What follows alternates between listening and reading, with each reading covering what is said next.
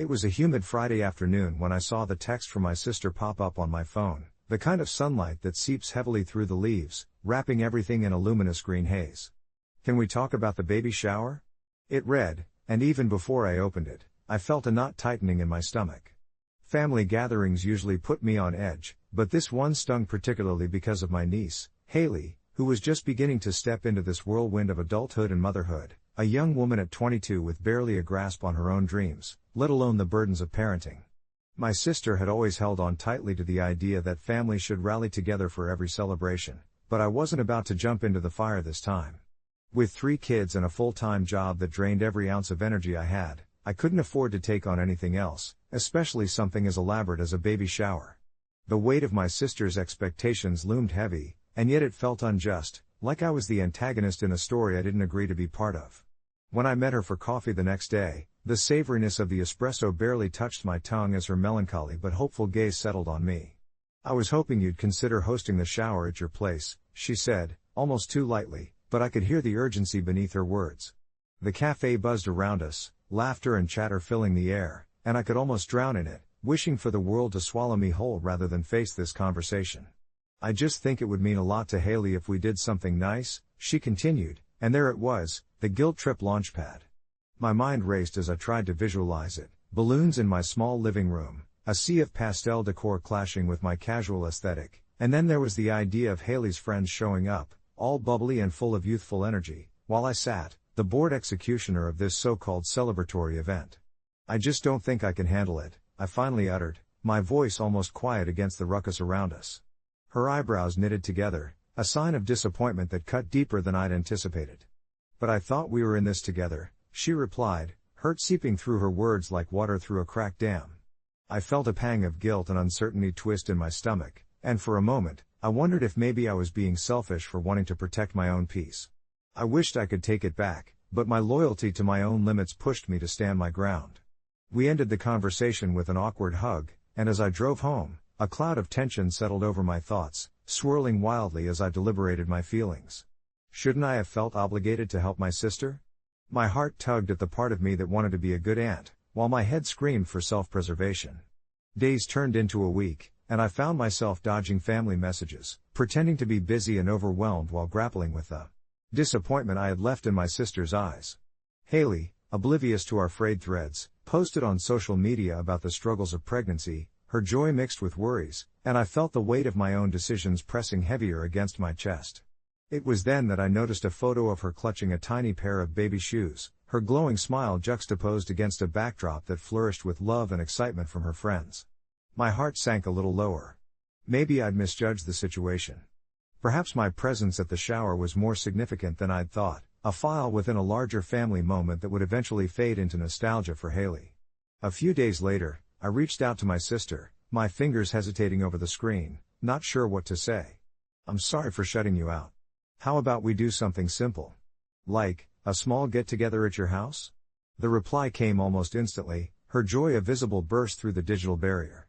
"I'd love that. We can make it work." Having said yes to a smaller version of the event felt like a burden lifted, the knot in my chest loosening a fraction, but I was still met with trepidation about the whole ordeal. As the day approached, I helped my sister prepare rather than overstretch myself, creating an intimate environment that felt fitting for the occasion, welcoming just a handful of people. The atmosphere shifted, the gathering was infused with laughter and light conversation, a gentle pace that allowed us to relish in small moments. When I finally embraced Haley, her eyes shining as she expressed her gratitude, something softened within me. It wasn't about the big lavish events or the effort that one apparently had to offer. Instead, it was about the connections we fostered amid chaos, the memories formed beneath the laughter and subtle glances. I left the shower that evening feeling lighter, having found joy in the simplicity of family bonding, realizing I wasn't the antagonist I had assumed. As life continues to unfold, I wonder about the many roles we play and the weight of our choices, ultimately discovering that sometimes, being present is the greatest gift we can offer. Update: a couple of months after the shower, I received a text from Haley. "You were the best aunt. I'll need you by my side when the baby arrives." True to the nature of life, my anxieties began to bubble beneath my skin again. I could feel the knot forming once more. However, this time, there was a different spark of excitement laced through the worries. Perhaps my growth lay not just in learning about hosting, perhaps, It was also about embracing the beautiful chaos ahead of us as a family, and that in itself felt like offering a profound love, even if chaos threatened to overtake it. The weeks that followed were a whirlwind of preparation and adjustments. I found myself caught somewhere between the anticipation of Haley's arrival and the heavy weight of my self-doubt. Each time I picked up my phone to message her, I hesitated, fingers hovering over the screen as I replayed our past interactions in my mind. What would she think if I voiced my fears? What if my honesty discouraged her? It was a strange dance I found myself doing, where I wanted to be supportive but feared I might come off as inadequate, as if my very presence might overshadow her joy. Every time I thought about the baby shower, the knot in my stomach tightened just a bit more. I'd spent hours Googling cute party themes and sculpting perfect Pinterest boards, wanting to give Haley the celebration she deserved, but a part of me still flinched at the thought of it. Despite the excitement in her texts, I couldn't shake the feeling that I was stepping on shaky ground, teetering between wanting to be the best I could be and worrying I might inadvertently ruin the day. One Saturday morning, after a particularly vivid dream about not showing up at her shower and Haley's disappointed face haunting me throughout the day, I decided to dive headfirst into planning mode. I rummaged through my stash of decorations tucked away in the attic, retrieving boxes of fairy lights, streamers, and balloons, remnants from a happier time when I had hosted parties more carefree. Dust motes floated in the sunlight filtering through the windows, and I took a moment to breathe in the nostalgia, memories of laughter and laughter-filled nights swirling around me. That was the turning point. I began combing through local shops for unique baby gifts, thinking of Haley's style and colors she loved. Each item I picked up felt like an offering of love, a piece of my heart wrapped up in careful thought. I surprised myself with how enjoyable the process became, my anxieties dissipating into a soft acceptance of the love we were all bound to share. The chaotic beauty of family seemed a little less overwhelming, and I started to understand that chaos isn't always destructive. Sometimes, it's what binds and strengthens our connections. The day of the shower arrived with sunlight draping the living room in golden warmth. Family and friends crowded in, filling the space with laughter and the sweet scent of baked goods. I took a deep breath, and for the first time, I felt a wave of contentment wash over me. As Haley walked in, her glow eclipsing everything else, I couldn't help but smile. She looked radiant, and her happiness became infectious, pulling me from my anxious shell. We embraced tightly, and I whispered, "Let's just have fun." As the shower progressed, I busied myself ensuring everyone was enjoying themselves, but I kept a close eye on Haley. No longer did I feel like an imposter in the role of an aunt. Instead, I embraced every hug, every laugh shared among us. When Haley opened her gifts, her eyes sparkled brighter than I had ever seen. I watched her exude awe with each present, her gratitude pouring out as she shared stories with each person who had contributed to her journey into motherhood. That connection, that emotional exchange, was the heart of the chaos, the undercurrent that nurtured each moment we spent together. As the sun began to dip below the horizon, painting the sky with shades of purple and gold, I felt a content sigh escape my lips. I had not only helped organize a memorable day, I had also rekindled my sense of belonging within the family, reconnecting me with an identity I had almost neglected. Haley caught my gaze and, with a beaming smile, whispered, "Thank you for everything." In that moment, all my previous doubts seemed to evaporate, replaced by the warmth of our bond. In the weeks that followed Haley's shower, I embraced our family's evolving dynamics. I found joy in little things, like evening phone calls filled with baby name brainstorming and sharing in her cravings. Each conversation brought me closer to that little being who hadn't even arrived yet but already held such a special place in our hearts. As Haley eventually entered motherhood, the beautiful chaos I had once feared became a familiar dance of endless affection and unexpected moments. I wasn't just her aunt anymore, I was an active participant in her life and her child's, relishing the highs and comforting her through the lows. One evening, a few months after the shower, I laid in bed reflecting on my journey, tapping my fingers gently against my pillow. The knot that had once felt so constrictive was now just a gentle reminder of my growth. Perhaps being an aunt wasn't about perfection but about presence, sharing laughter, standing in support, and never shying away from the beautifully tangled web that is family. And as I drifted off to sleep that night, I left behind all doubts, embracing an open heart for whatever lovely chaos would come next, welcoming the new chapters that awaited us all.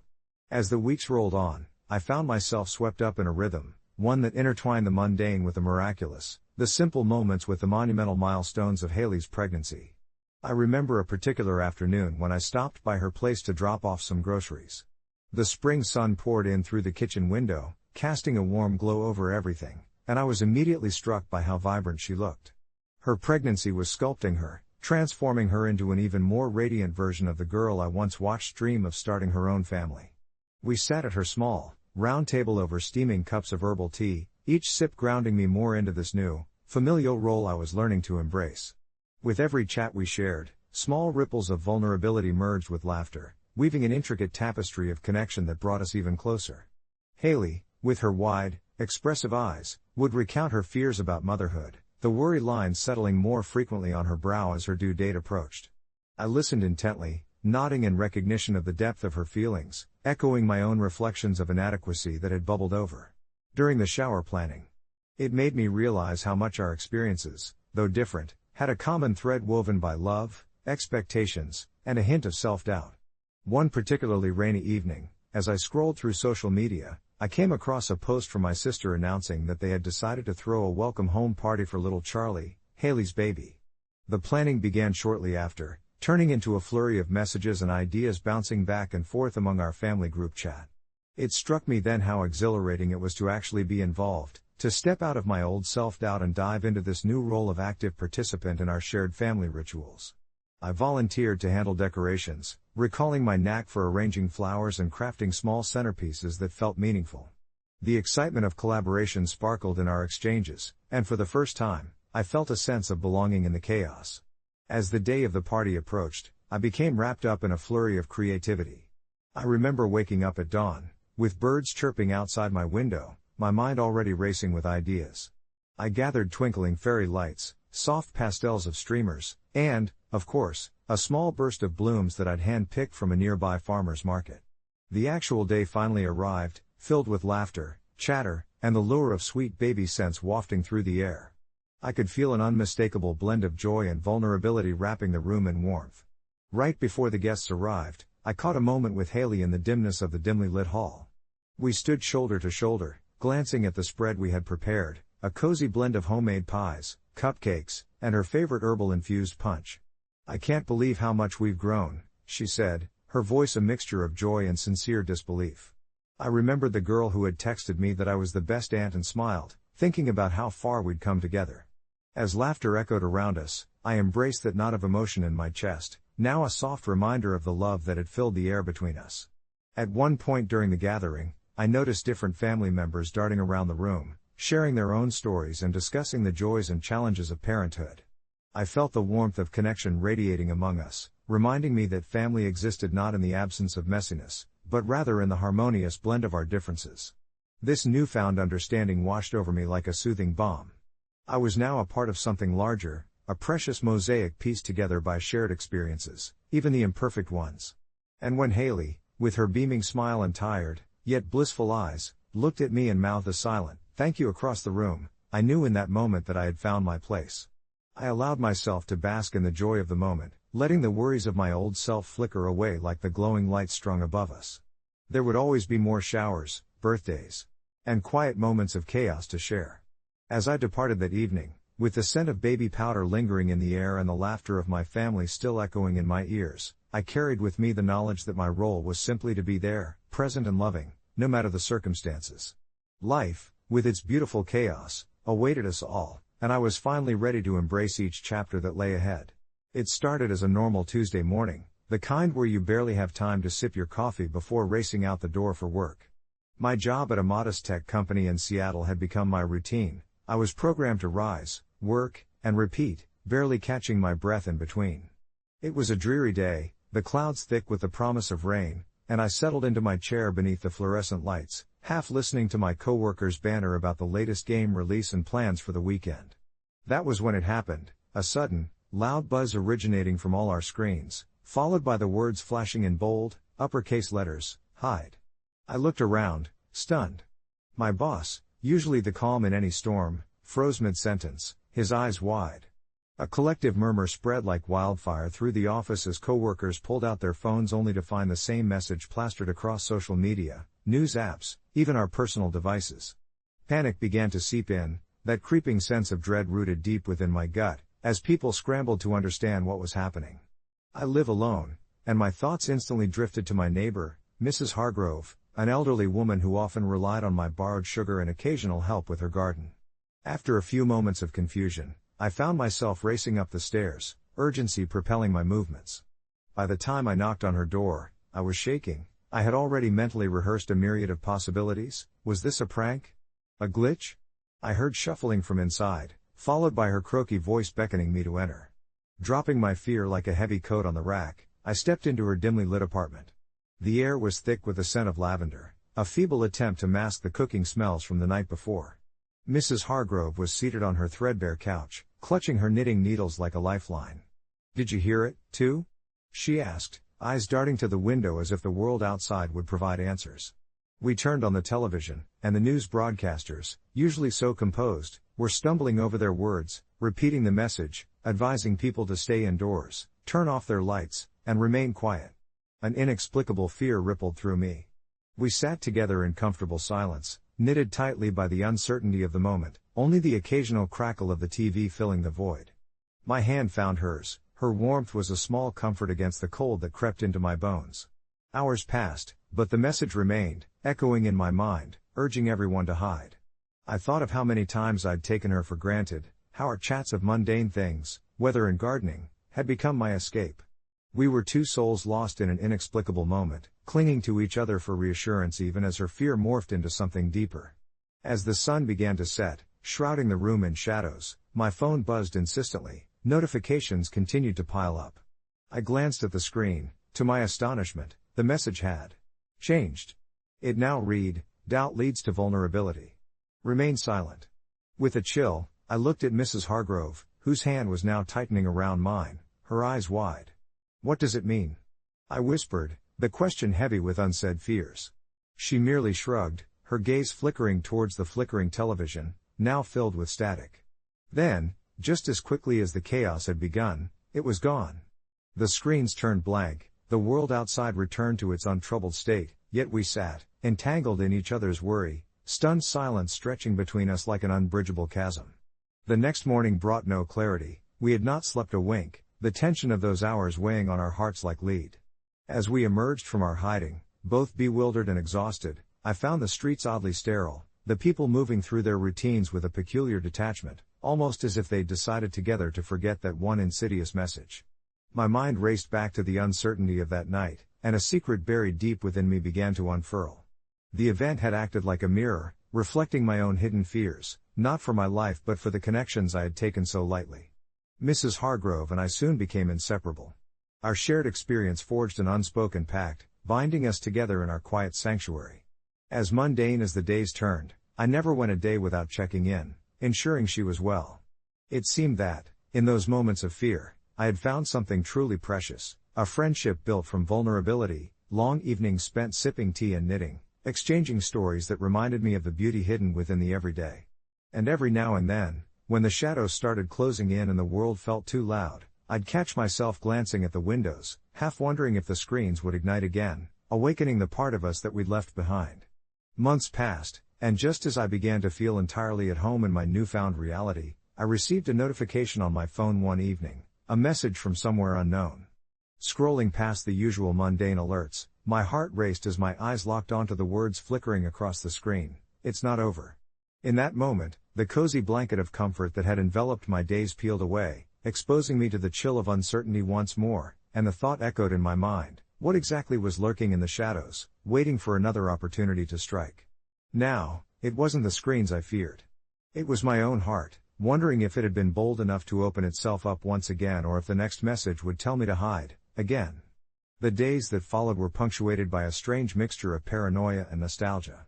I often found myself staring at my phone, waiting for another message to flicker across my screen, as if it would somehow provide clarity in the whirlwind of confusion that had engulfed my thoughts. The sense of foreboding clung to me like a ghost, whispering reminders of the darkness that had nearly consumed me before, a darkness I thought I'd escaped. I had opened up to my closest friend, Lily, a few months back about my struggles, how a year-long battle with anxiety had left me feeling shackled within my own mind. It was thrilling to finally share my burden, yet with every confession, I felt that I've pushed her away, entangling her in my turmoil. She would often tell me it was brave to be vulnerable, yet my heart ached for the distance I imagined between us. Those late-night conversations over steaming cups of chamomile did fill the cracks in my soul, Yet as dread seeped in again, I wondered if any breakthrough was truly positive. The messages hadn't just stirred fear, they unearthed old wounds, like a physician ripping off a bandage that had long since bonded with skin, leaving the tender flesh exposed and raw. Whenever Lily would check in, her texts were laced with a delicate balance of concern and cheerfulness that made my heart ache for the carefree days we once shared. Deep down, I wondered if I could muster the courage to tell her how the recent turn of events had reopened those emotions, and in a way, placed a wedge between us, a wedge invisible to her but painfully evident to me. One evening, just as the sky turned from a pale blue to a soft bruised purple, I found myself scrolling through old photos to stave off the rising anxiety. Images of laughter and impromptu adventures formed a tapestry of trust that felt almost foreign now. I stumbled upon a snapshot of us at the beach, Lily with her wild curls dancing in the wind, her laughter ringing like a melody that I could still hear faintly in the air. It was beautiful, and it temporarily dulled the chaotic thoughts racing in my mind. Yet, a sudden ping from my phone yanked me back to reality, and I instinctively glanced down to see that the ominous message had reappeared, just like it had before: hide. My breath hitched in my throat, and I felt a cold sweat prickle along my skin. In that moment, it wasn't the words that chilled me, it was the implication that whatever was sending these messages had returned, and this time, it was looking for more than just my attention. Feeling desperate, I called Lily, my heart pounding with a blend of dread and hope. "Is everything okay?" she asked, her voice a soft balm to my frayed nerves. I hesitated, the familiar anxiety clawing its way back, but I could feel her unwavering concern wrapping around me like a safety net. "No, it isn't," I finally admitted. And as I spilled my soul, describing the messages and the weight of my fear, a part of me feared she'd brush it off, that she'd think I was being melodramatic. Instead, she listened, unwavering. After a long silence, Lily replied softly, "We'll figure this out together. You're not alone in this." Just hearing her say that made a warmth bloom in my chest. Perhaps I had misjudged our connection, believing the heaviness in my heart had dimmed my light enough to distance us. But there. She was, steadfast and true, reminding me that not all shadows had to be faced alone. Over the next few days, we navigated this precarious situation together. We dived into threads of conversation, piecing together the cryptic messages that seemed to proliferate overnight. Lily encouraged me to document each one, treating them as clues in a puzzle. As we turned our fears into a project, our bond grew stronger. We spent nights on the phone, diving into the mystery, allowing it to infuse a sense of purpose that we both desperately craved. And then, one fateful night, as I lay in bed flipping through the accumulated screenshots, ready to drift into sleep, something unprecedented happened. My screen lit up, and the words that gripped my heart broke like the dawn cracking through the dark: hide. But not from what you think. Confusion swirled through me, the word but felt like a key unlocking something deeper. Hiding from what? Suddenly the messages felt less like threats and more like a guiding hand, steering me towards something unknown. As I filled with determination, I snapped a photo of the screen and sent it to Lily, who replied almost instantly, fired with excitement rather than fear. "It's a clue. We need to figure out what this means." There was a long pause on my end as I considered the implications. What if this was the turning point? What if whatever darkness had clung to me now had turned itself into a riddle, daring us to explore rather than cower?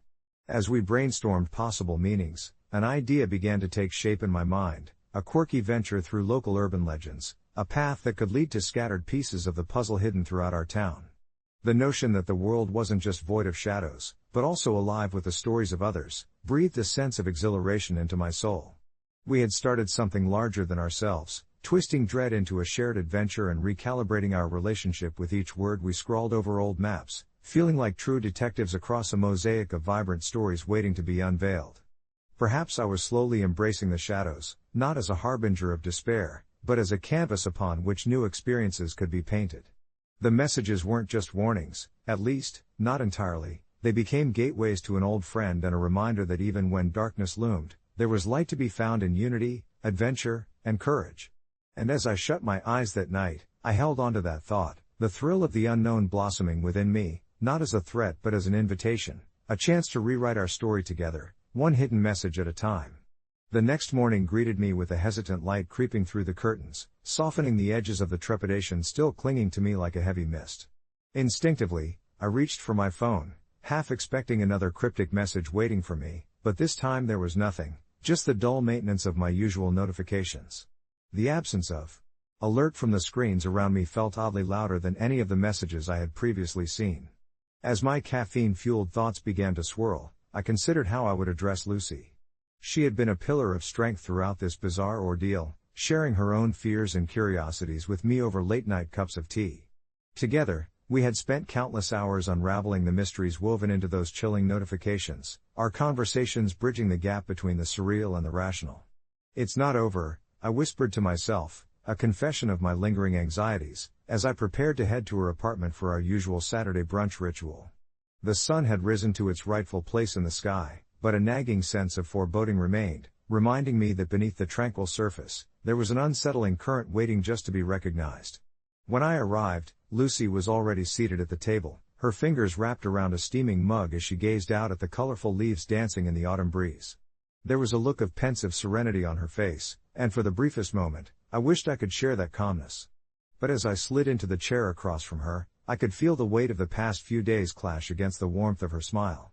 "Hey, you," she said, her voice bright, "I was just thinking about how wild it was that we both got the same notification last night. Did you freak out too?" A laugh bubbled up from my throat that was more nervous than amused, yet I could see the sincerity in her eyes. "It's crazy, right? I mean, not just what it said, but how it makes you feel, like we're being roped into something much bigger than ourselves," I replied, glimpsing the unease that lurked behind her smile. With each shared moment, each comforting caress of friendship, I began to lose some of the tension that had tightened its grip on my chest. Over pancakes drizzled in syrup and steaming cups of tea, we ventured deeper into discussions about the messages, what they could possibly mean and how they seemed to weave in and out of our lives, like a narrative tether tying us both to something greater. The hours rolled by, merging laughter with serious contemplations, as we mapped out a series of possibilities. By the time we finished our brunch, a plan had begun to form, an exploration we were both willing to embark on. We would confront this strange phenomenon together, stepping beyond the comfort of our homes into the realm of the unknown, equipped only with our wits, a shared sense of adventure, and the lingering warmth of our connection. In the days that followed, we gathered intel, combed through our social media feeds for clues, and reached out to others who had experienced similar eerie messages, weaving a network of support that spanned far wider than we anticipated. Then one evening, as twilight wrapped the world in a shimmering whiff of mystery, we received a different kind of message. This one appeared on our phones with an urgency that pulled at the beads of fear and excitement strung within us. "Find the light." My heart raced at the implications. What did it mean, finding light? Was it a physical location or a metaphorical endeavor? Both Lucy and I felt the thrill of plunging into uncharted territory, an adventure where we would become co-authors of the story the universe had chosen to share with us. We centralized our efforts to the town's old library, a labyrinth of dusty tomes and forgotten relics that had fostered many youthful imaginations. There, beneath the worn shelves, countless lives had intersected with stories that lingered in the margins, a serene backdrop for our quest. I wandered into the musty aisles brimming with nostalgia, trying to interpret the message as I climbed the well-worn wooden stepladder toward a collection of novels hidden high above the lesser-explored stacks. It was a slow and meaningful search, our hearts synchronized, tinged with an understanding that what we sought wasn't just an answer but a piece of ourselves amidst the chaos. It was Lucy who discovered it first, a small brass lamp hidden behind a thick volume of poetry, retreating silently from the world but undeniably beckoning us to turn it on. As the electricity coursed through its threads, a warm golden hue expelled shadows from the corners of the library, melting them away like whispers in the night. And it was in that light, amidst the stacks surrounding us like an embrace, that we felt a pulse of reassurance thrumming through our hearts. The messages had never been solely about warnings or reminders to hide, they had been guiding us toward the light, the very essence of connection, friendship, and courage to face whatever lay ahead. As I stood there, my fears unfurling like dried leaves in the breeze, I turned to Lucy, whose smile sparkled brighter than any flickering screen. We were no longer simply ghostly passengers caught in the web of fear, we had woven ourselves into a vibrant tapestry of camaraderie, ready to face whatever mysteries awaited us. The realization struck me profoundly, and as I closed my eyes in gratitude for her presence, I understood that this was just the beginning of a new adventure, a chance to embrace the unknown together, not as separate entities but as two hearts, one journey, united under the gentle warmth of the light we had found. In the days that followed, the world outside continued its rhythm, blissfully unaware of the small spark of light we had ignited in our own lives. I often felt the thrill of messages flickering across screens, but now they were no longer sentences of fear. Instead, they transformed into whispers of adventure, encouraging exploration anew. Perhaps the forthcoming challenges would come with shadows, but armed with the knowledge that even darkness could illuminate paths yet unknown, I felt more than ready. And with Lucy beside me, I realized we were not merely searching for answers. We were crafting a narrative of resilience and hope, one that welcomed and embraced the shadows, because sometimes, it was within those dark corners that the flickers of light just waited to be found. As I nestled down on that soothing evening, the comfort of the day wrapping around me like a tender embrace, my heart no longer raced with uncertainty. Instead, it thrummed steadily in a newfound harmony, a gentle cadence whispering that whatever came next would be worth every step taken. And perhaps, just perhaps, the next message would not carry an admonition to hide but an invitation to explore, breathe, and embrace this beautiful tapestry of existence we continued to weave together. I've always found solace in the rhythmic clinking of my crochet hook against the yarn, a form of therapy that allows my mind to drift, cradled in creativity. For the last 5 years, this has been my escape, a little world where I could weave warmth into blankets and gifts for friends and family. When my friend Lucy told me she was expecting her first child, I knew I had to create something special for her, a unique, hand-crocheted blanket that would not only keep the baby warm but also carry the love of a friend. I spent countless evenings after work curating the perfect yarn, deep greens and soft browns, envisioning the joy it would bring. Once the blanket was completed, its imperfections felt like the very essence of handmade art. Each stitch told the tale of my meticulous attention and love.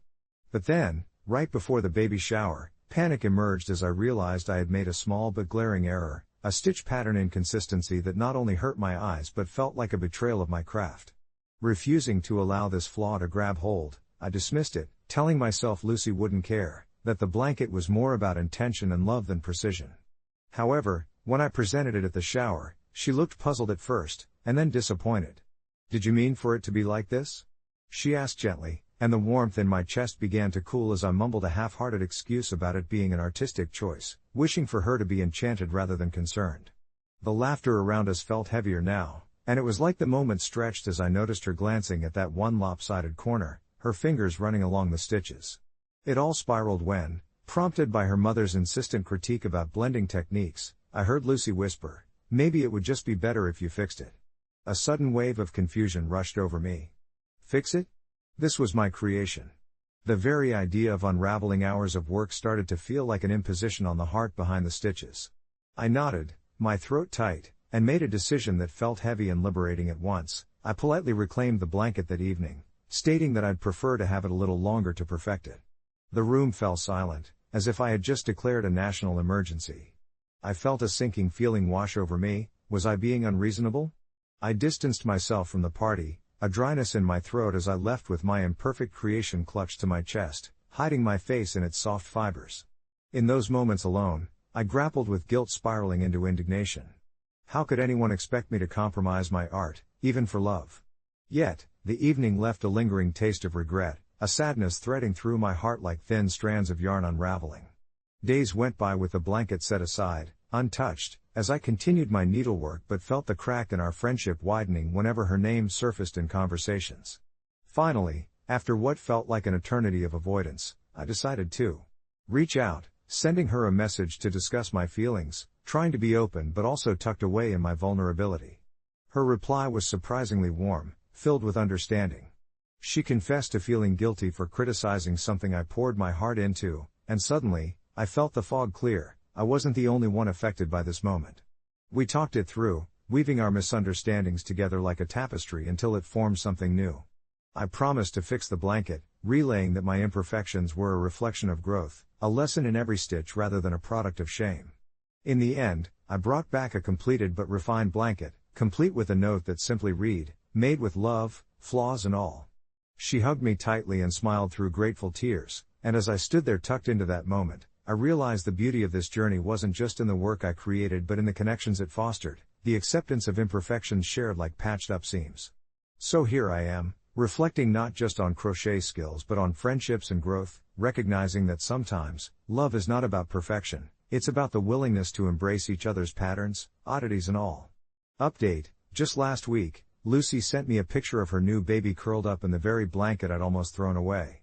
All the flaws whispered stories of friendship, and as I stared at that little bundle, I felt at peace, not just with the blanket but with the understanding that in each stitch, I'd learned more than I ever expected about love, patience, and acceptance. As I sat at my kitchen table, sunlight pouring through the window, casting warm patterns on the wooden surface, I thought about how much had changed since I first began crocheting that blanket for Lucy. With every stitch, not only was I creating something tangible, but I was also weaving together moments of our friendship, those late-night talks about dreams and fears, those shared giggles over coffee that turned into hours, and the quiet afternoons where we simply existed in each other's company. The blanket had started as a simple gift, a gesture to celebrate her new role as a mother, but it had unintentionally transformed into a metaphor for our relationship, full of quirks, imperfections, and ultimately, love. I recalled the heated conversation we'd had when I hesitated to give it to her, worried about the mistakes I had made in the pattern, as if flaws would somehow taint the essence of what I was offering. Lucy, however, had looked at me with those kind eyes and said, "It's perfect because you made it for me." The errors are part of its charm. I hadn't understood her then, not completely, but as I gazed at her little one, the image of a tiny hand cradled under the colorful blanket, I felt a soft warmth blossoming in my chest. The blanket was not merely fabric, it was a tapestry of shared memories, acceptance, and the realization that none of us is flawless, yet we cherish each other regardless. Each loop and twist in the yarn told a story, reminding me that love isn't about delivering perfection but rather about giving ourselves the space to grow, to sometimes falter, without fear of judgment. As I brewed a cup of chamomile to accompany my thoughts, I mentally revisited those past emotions, the hesitation, the doubt that crept in when Lucy offered to overlook my mistakes. I had grappled with feelings of inadequacy, wondering if my creations would ever be worthy of her and the new life she was nurturing. Yet as I watched that photo again, I felt a gentle shift within myself. Suddenly, I was filled with a sense of gratitude for the journey we had taken together, for the lessons learned within the tight stitches of a yarn life spun with care and friendship. I allowed myself the grace to feel fondness for the little imperfections I once so criticized, realizing they were stepping stones on this path of understanding and compassion. As I finished my tea and looked back at the wonderfully imperfect blanket wrapped around Lucy's baby, I knew I would carry this lesson with me as life continued to weave its intricate patterns, unafraid of the deliberate messiness that makes us who we are. And now, this blanket, much like our friendship, would serve as a constant reminder that sometimes, the most beautiful creations emerge from embracing the flaws instead of hiding from them. As the evening settled, saturating my living room with a warm, golden hue, I found myself getting lost in memories that had woven together my experience with crochet and friendship. I had picked up the crochet hook years ago as a way to foster a creative outlet while grappling with the stress of my then demanding job. Each pull of yarn through the loop felt meditative, allowing me to escape into a world where each creation existed solely through my hands. And though the projects came to life, imperfectly at times, they were birthed from my heart. I could remember the first blanket I ever made, a cacophony of colors that I thought would all blend beautifully but instead clashed with a jarring audacity. I loved it nonetheless, not for its elegance but for the hours I spent knotting together both yarn and my dreams. However, with Lucy, it was different. She had filled that blanket with stories, laughter, and momentary tears, making it tangible with memories that stretched beyond physical time. Sipping the last remnants of my tea, I allowed myself to linger on the importance of those little imperfections. I could feel now how they mirrored our evolving friendship, two uncertain souls, navigating life's unpredictable waters, sometimes taking a wrong turn but always finding their way back to one another. The moment I had taken back the blanket after Lucy first expressed disappointment was unsettling, a moment where I was too caught in my own expectations to recognize her embrace of the flaws. The night had been tense as we circled around our unspoken words until, finally, I decided to reclaim the wayward stitches, wrapping that crochet into the fabric of my being. Yet, now, reflecting on that very same blanket brought me serenity. Each crooked line symbolized the hurdles we had faced, the miscommunications and reconciliations that had stitched our hearts closer. And as the tranquility of the night seeped into my thoughts, I opened my phone to the picture Lucy had sent. There was the soft, serene image of her baby, wrapped snugly in the blanket, that patchwork of color cradling her little one as they drifted into sleep. At that moment, those carefully crafted imperfections were stripped of their criticism. They told a story, a narrative of love instilled and nurtured.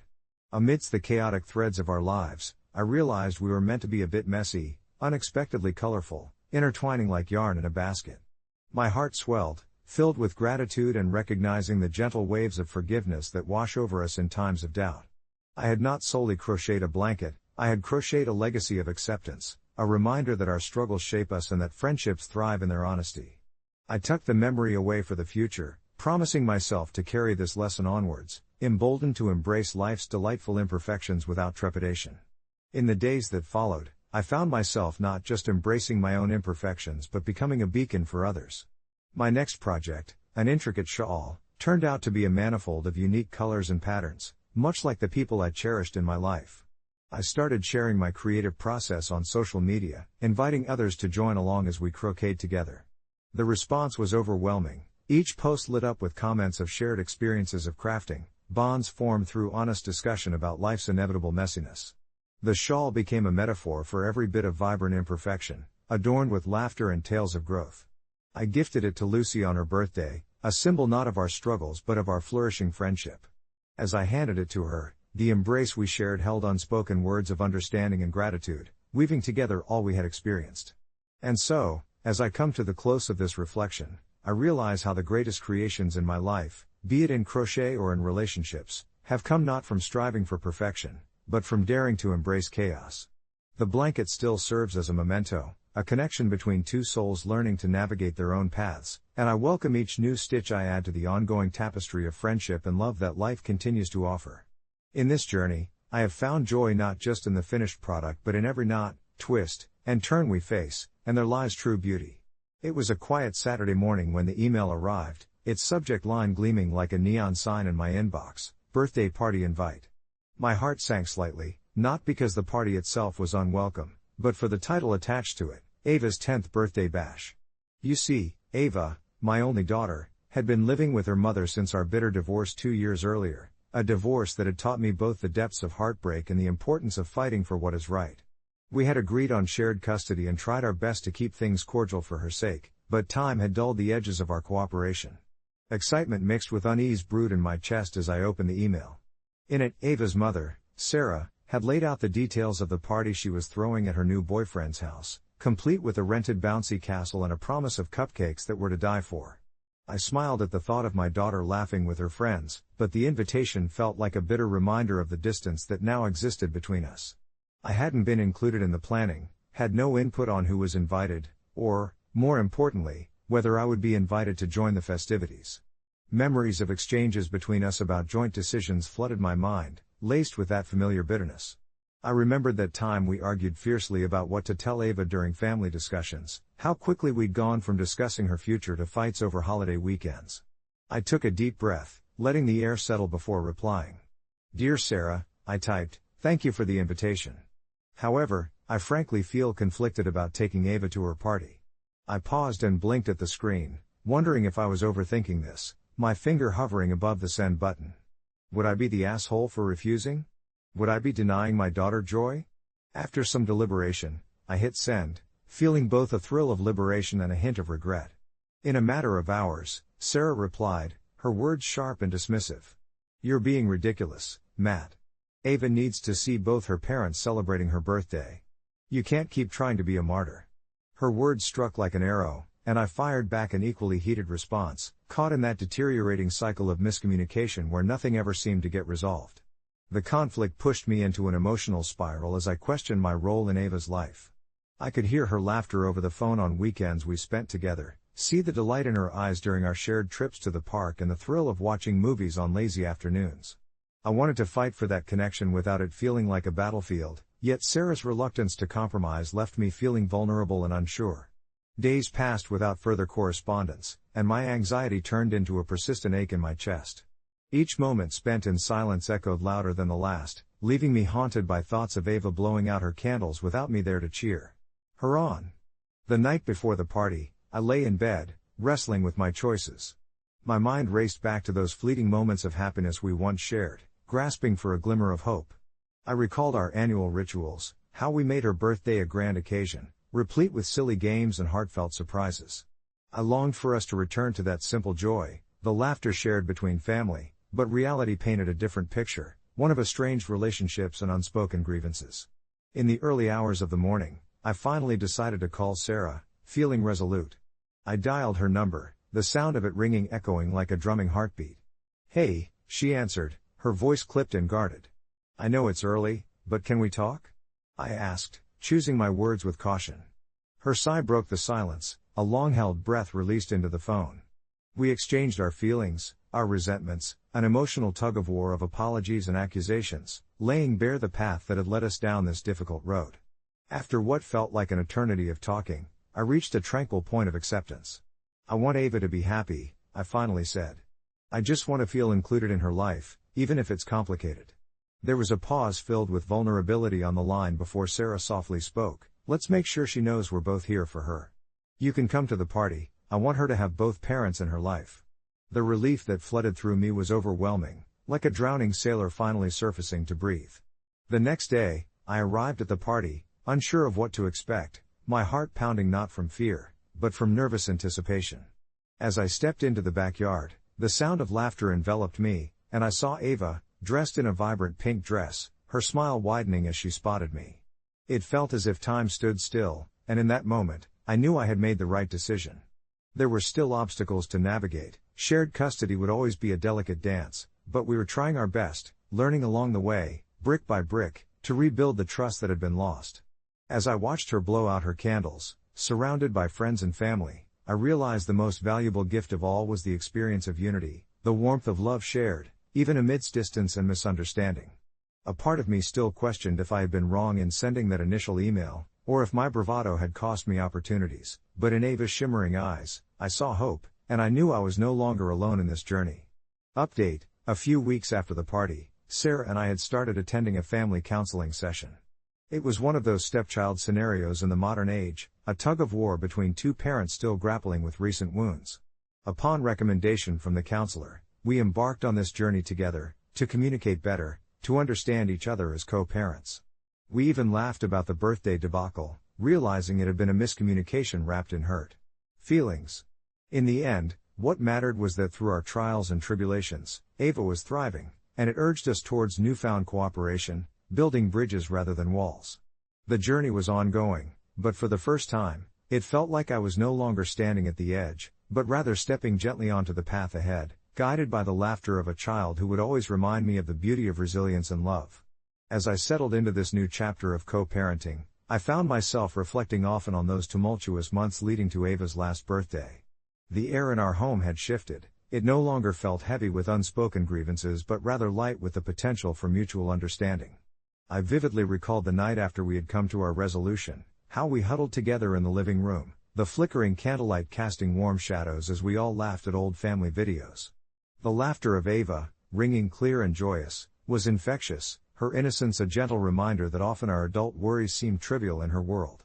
With her small hand clasped tightly in mine, I realized how simple life could be when it was guided by love and honesty, and I could only hope that this newfound warmth would continue to envelop us as we all navigated our separate but intertwined lives. Despite everything, those moments of vulnerability led to deeper conversations with my ex-wife, Rachel. I had always respected her as a co-parent, but now I appreciated her humanity in ways I hadn't before. Our late-night discussions flowed naturally, each of us peeling back layers of our hearts that we had long held concealed, all because of that one birthday party. It astonished me how a single event, one that had felt so incredibly pivotal at the time, could pivot the course of our co-parenting journey so dramatically.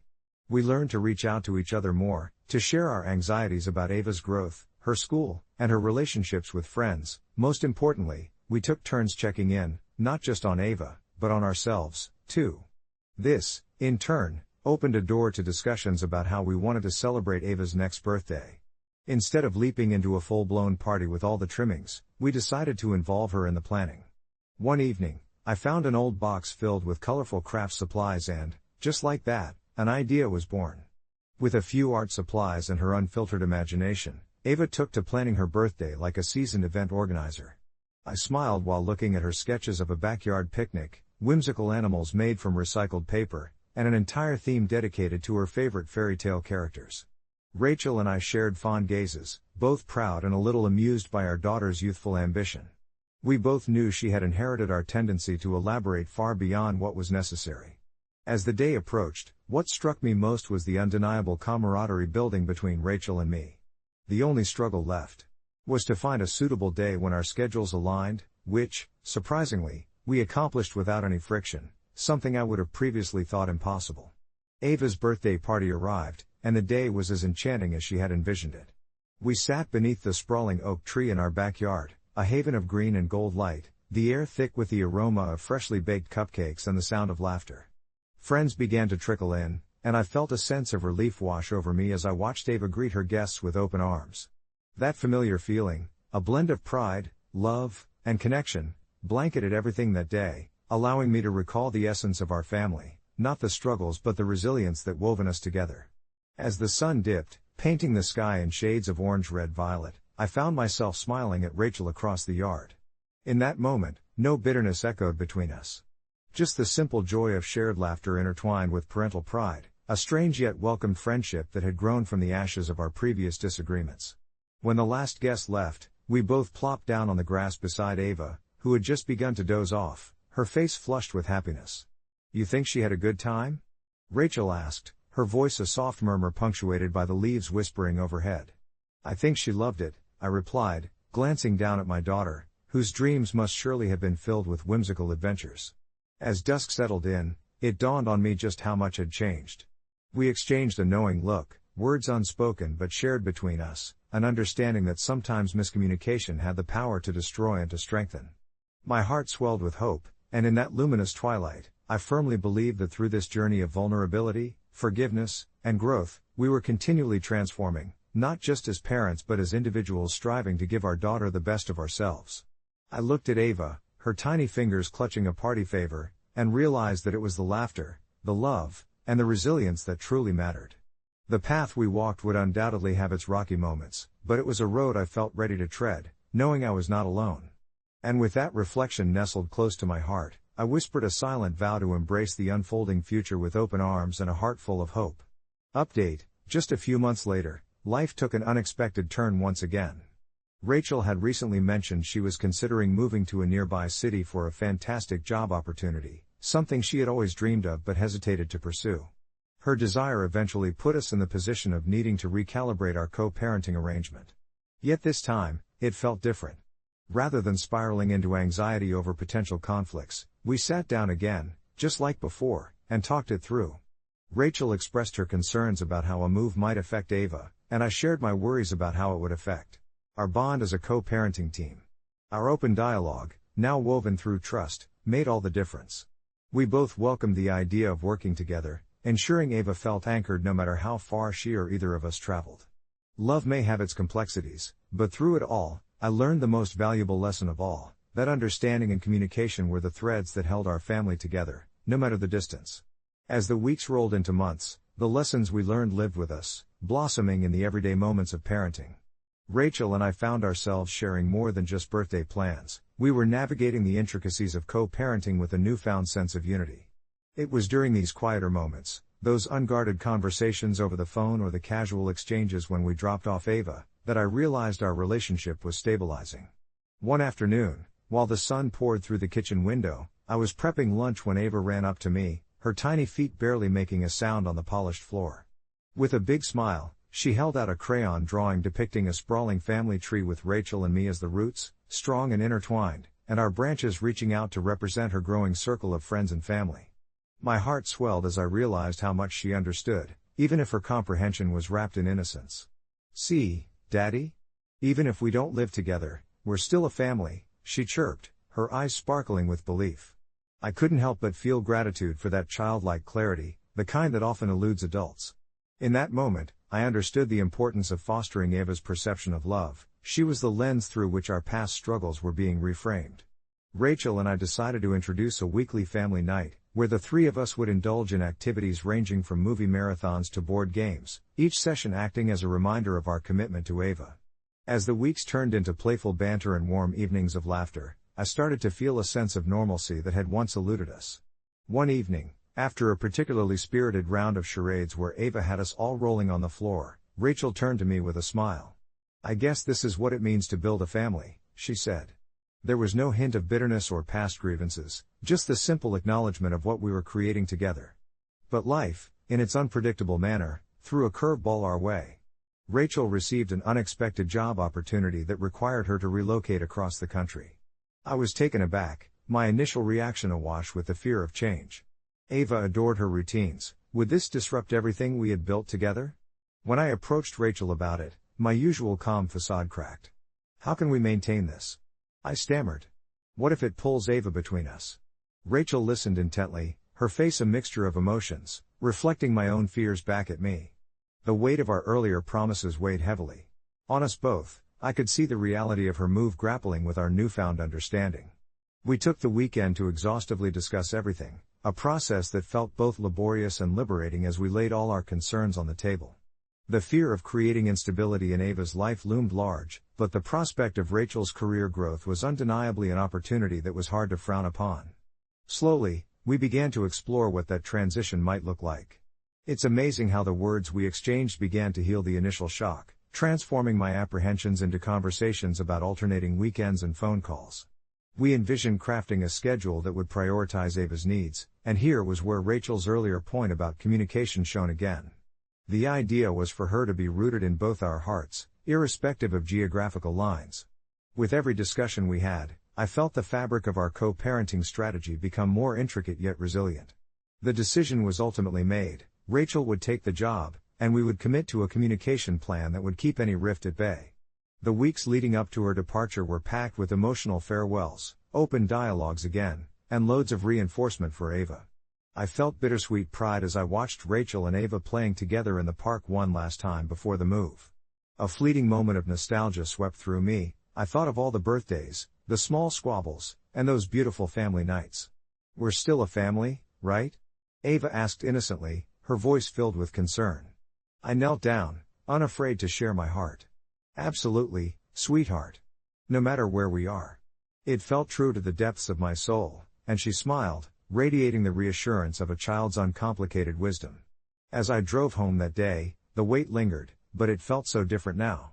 Sundays would be our pocket of time to celebrate culture through shared meals, FaceTiming during story time, and sending messages across the miles, maintaining our rhythm.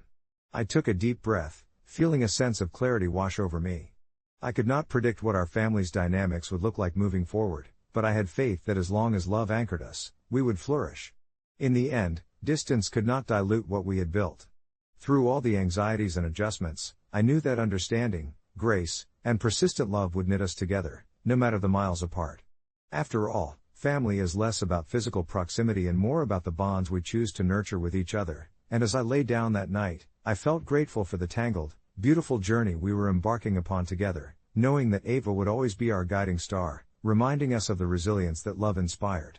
I never thought I would find myself in a situation that led me to question my own morals over something as simple as a dog and a few disgruntled neighbors, but life has a curious way of throwing challenges our way when we least expect them. My name is Sam, and I've lived in the same cozy house at the end of Maplewood Street for just over 5 years. It had always been a peaceful neighborhood, one where the biggest concern was whether Miss Thompson's hydrangeas would bloom in time for her garden party, rather than petty squabbles or disputes. My trusty companion, Bella, a golden retriever with an insatiable curiosity, quickly became a favorite amongst the neighbors. She possessed an innate ability to brighten the bleakest of days, her joy was infectious, and her gentle nature made her an ideal friend not just to me but to everyone around. However, a recent encounter had left me wrestling with doubt. Had I crossed a line by allowing Bella to handle things her way? One evening, after a long day at work where the creaking of office chairs and flickering fluorescent lights had drained my energy, I decided to take Bella out for her usual evening run in the backyard. The sky had started to shift into softer shades of pink and orange, and the chirping of crickets began to fill the air, creating the perfect setting for a little relaxation. As I sat on the porch, watching Bella chase her tennis ball, I noticed our neighbors, the Johnsons, arguing animatedly across the street. They had been embroiled in a feud over their new fence, which was apparently too close to the property line. I had overheard snippets of it during my outdoor mornings but chose to remain uninvolved. Those moments of rivalry never seemed to disrupt the usual tranquility of our community, until this particular night. Suddenly, Bella, intrigued by the commotion, stopped mid-chase, her ears perked up, and in a heartbeat, she dashed towards the Johnsons, barking excitedly as she approached. I could see that her spirited barks caught the attention of both the Johnsons and the other family involved in the argument. For a moment, I thought of calling her back. She could either brighten the situation or distract them further. But then another bark escaped her lips, one that projected confidence, asserting her presence as if she held the authority of a canine peacekeeper. Instead of instinctively recalling Bella, I hesitated, watching the scene unfold from the safety of my porch, wondering if she's playfully trying to referee the situation. And just like that, things took an unexpected turn. The Johnsons turned their frustrated expressions into amused ones, laughter emerging between their vehemence as they observed my dog prancing confidently around them, seemingly oblivious to their spats. They began to lower their voices, almost whispering as Bella circled them, trying to engage with each person. For a fleeting moment, it felt like an amusing break, a moment of levity that cut through the tension. However, the spell was short-lived. Bella, with a boundless enthusiasm, ran back towards me, leaping like an eager puppy, proud of her tiny intervention. I felt a rush of warmth and pride swell in my chest, perhaps she had achieved something with her playful antics. But as I turned my gaze back to the Johnsons, I noticed their expressions had mutated. Now they glared at me. "Nice dog you got there," one of them shouted, his voice laced with sarcasm. "Maybe next time, you should control her better." I could feel my heart sink, the weight of their disappointment echoing in the air. Suddenly, I felt the eyes of everyone in the neighborhood upon me, a million unspoken questions lingering in the cool evening breeze. Had I really done something worth faulting? Should I have acted differently? Inside, I started an internal debate, wondering if perhaps I was indeed the instigator of my neighborly woes.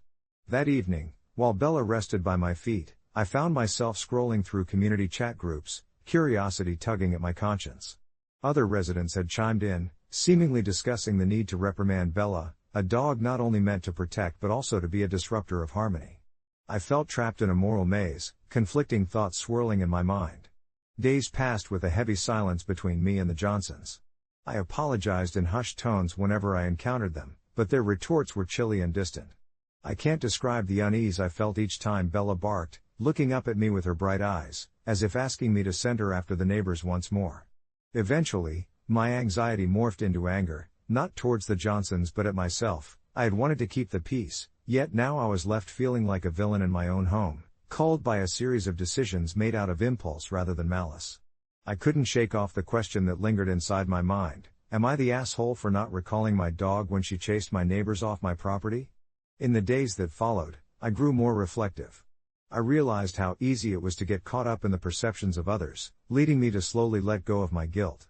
Bella was innocent in all this, an unwitting participant in a human conflict that had spiraled beyond playful barks. It dawned on me that I wasn't just protecting her by allowing her to chase off the Johnsons, I was allowing her to be herself, vibrant and carefree. As the summer skies grew darker, I made a decision: I would invite the Johnsons over for a barbecue, an opportunity to mend the rift that had caused an unwelcoming chill in our neighborhood. Stepping outside, I felt a wave of anxiety wash over me, but I steadied my breath and carried on. The smell of grilled burgers began to fill the air, and as the Johnsons tentatively approached our doorstep with initial reservations, all that slowly began to shift. The encounter ended with laughter, Bella stealing the spotlight as she playfully wooed every guest for scraps.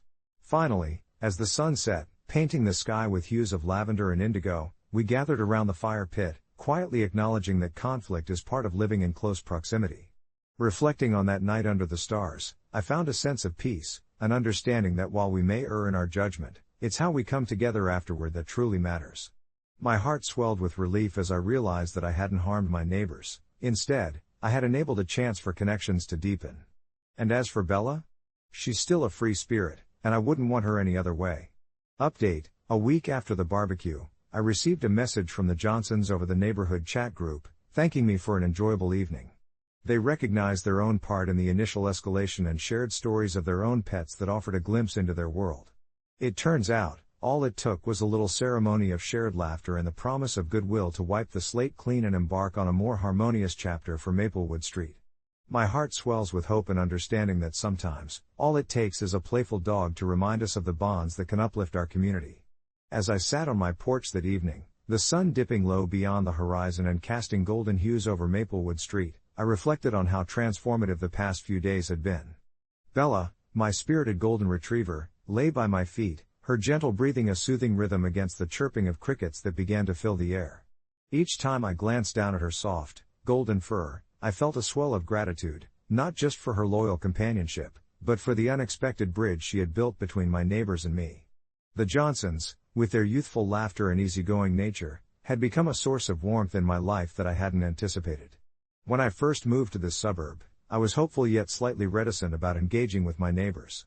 After living in a busy city for years, where the sounds of traffic drowned out the feeble attempts at community greetings, I was unaccustomed to the warmth that now blossomed around me. Having lived the last few years in solitude, the hum of community life felt both refreshing and intimidating. At the beginning of my stay in Maplewood, I remained an observer, smiling at neighbors from a distance, offering polite waves but never venturing further. But Bella's exuberance had a knack for cutting through my apprehension. She would trot up to anyone with uncontainable excitement, her tail wagging furiously, urging me to engage. It was through her antics that I began to learn the names of the folks who lived nearby and shared snippets of their lives. That fateful day when Bella decided to chase off those obnoxious trespassers had initially left me feeling anxious, fearing the potential backlash and the strain on our freshly budding relationships. Yet, the message from the Johnsons had shifted everything. The evening had unfolded so beautifully, a mosaic of laughter and stories unveiling our shared experiences. The gentle banter about our pets broke down walls that I had previously thought were impenetrable. It marked the day my neighbors invited me into their circle, emphasizing that we were all human, susceptible to misunderstandings and hesitant connections. As twilight settled in, I thought about how far I had come, and in a subtle way, it dawned on me that life in Maplewood had started to feel like home. With each shared moment over the preceding weekend, the lines between neighbors faded, replaced by the understanding that we were all just trying to navigate this chaotic, beautiful tapestry called life. I smiled to myself, recalling how Bella had innocently prompted our little gathering, a series of unforeseen events all triggered by her instinct to protect, a fierce loyalty accompanied by boundless joy, the very essence of what made dogs so remarkable. Curiously, as the last light of day melted away, I found myself drafting a message in my mind to post later in the neighborhood chat. Something simple yet heartfelt. Perhaps I would propose a summer barbecue, nothing fancy, just some burgers and laughter, a casual gathering where we could continue to weave our lives together. My fingers itched to get the words down, eager to strike while the iron was hot and maintain the warmth that had ignited between us. Yes, I thought, this includes all of the neighbors, everyone from the retirees down the street to the young families who had recently moved in. They all deserved a chance to feel that sense of camaraderie that had begun to envelop Maplewood Street, all sparked by a dog's undeniable spirit. As I rose to prepare a late dinner, I couldn't shake the feeling that a new chapter was unfolding for our little corner of the world.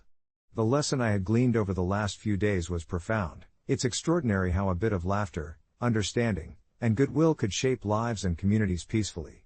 I knew within me that this was only the beginning, a gentle nudge towards deeper connections and lasting friendships. All thanks to the loud bark of my beloved dog who believed that every heart could be won over with a wagging tail and a little unfiltered enthusiasm.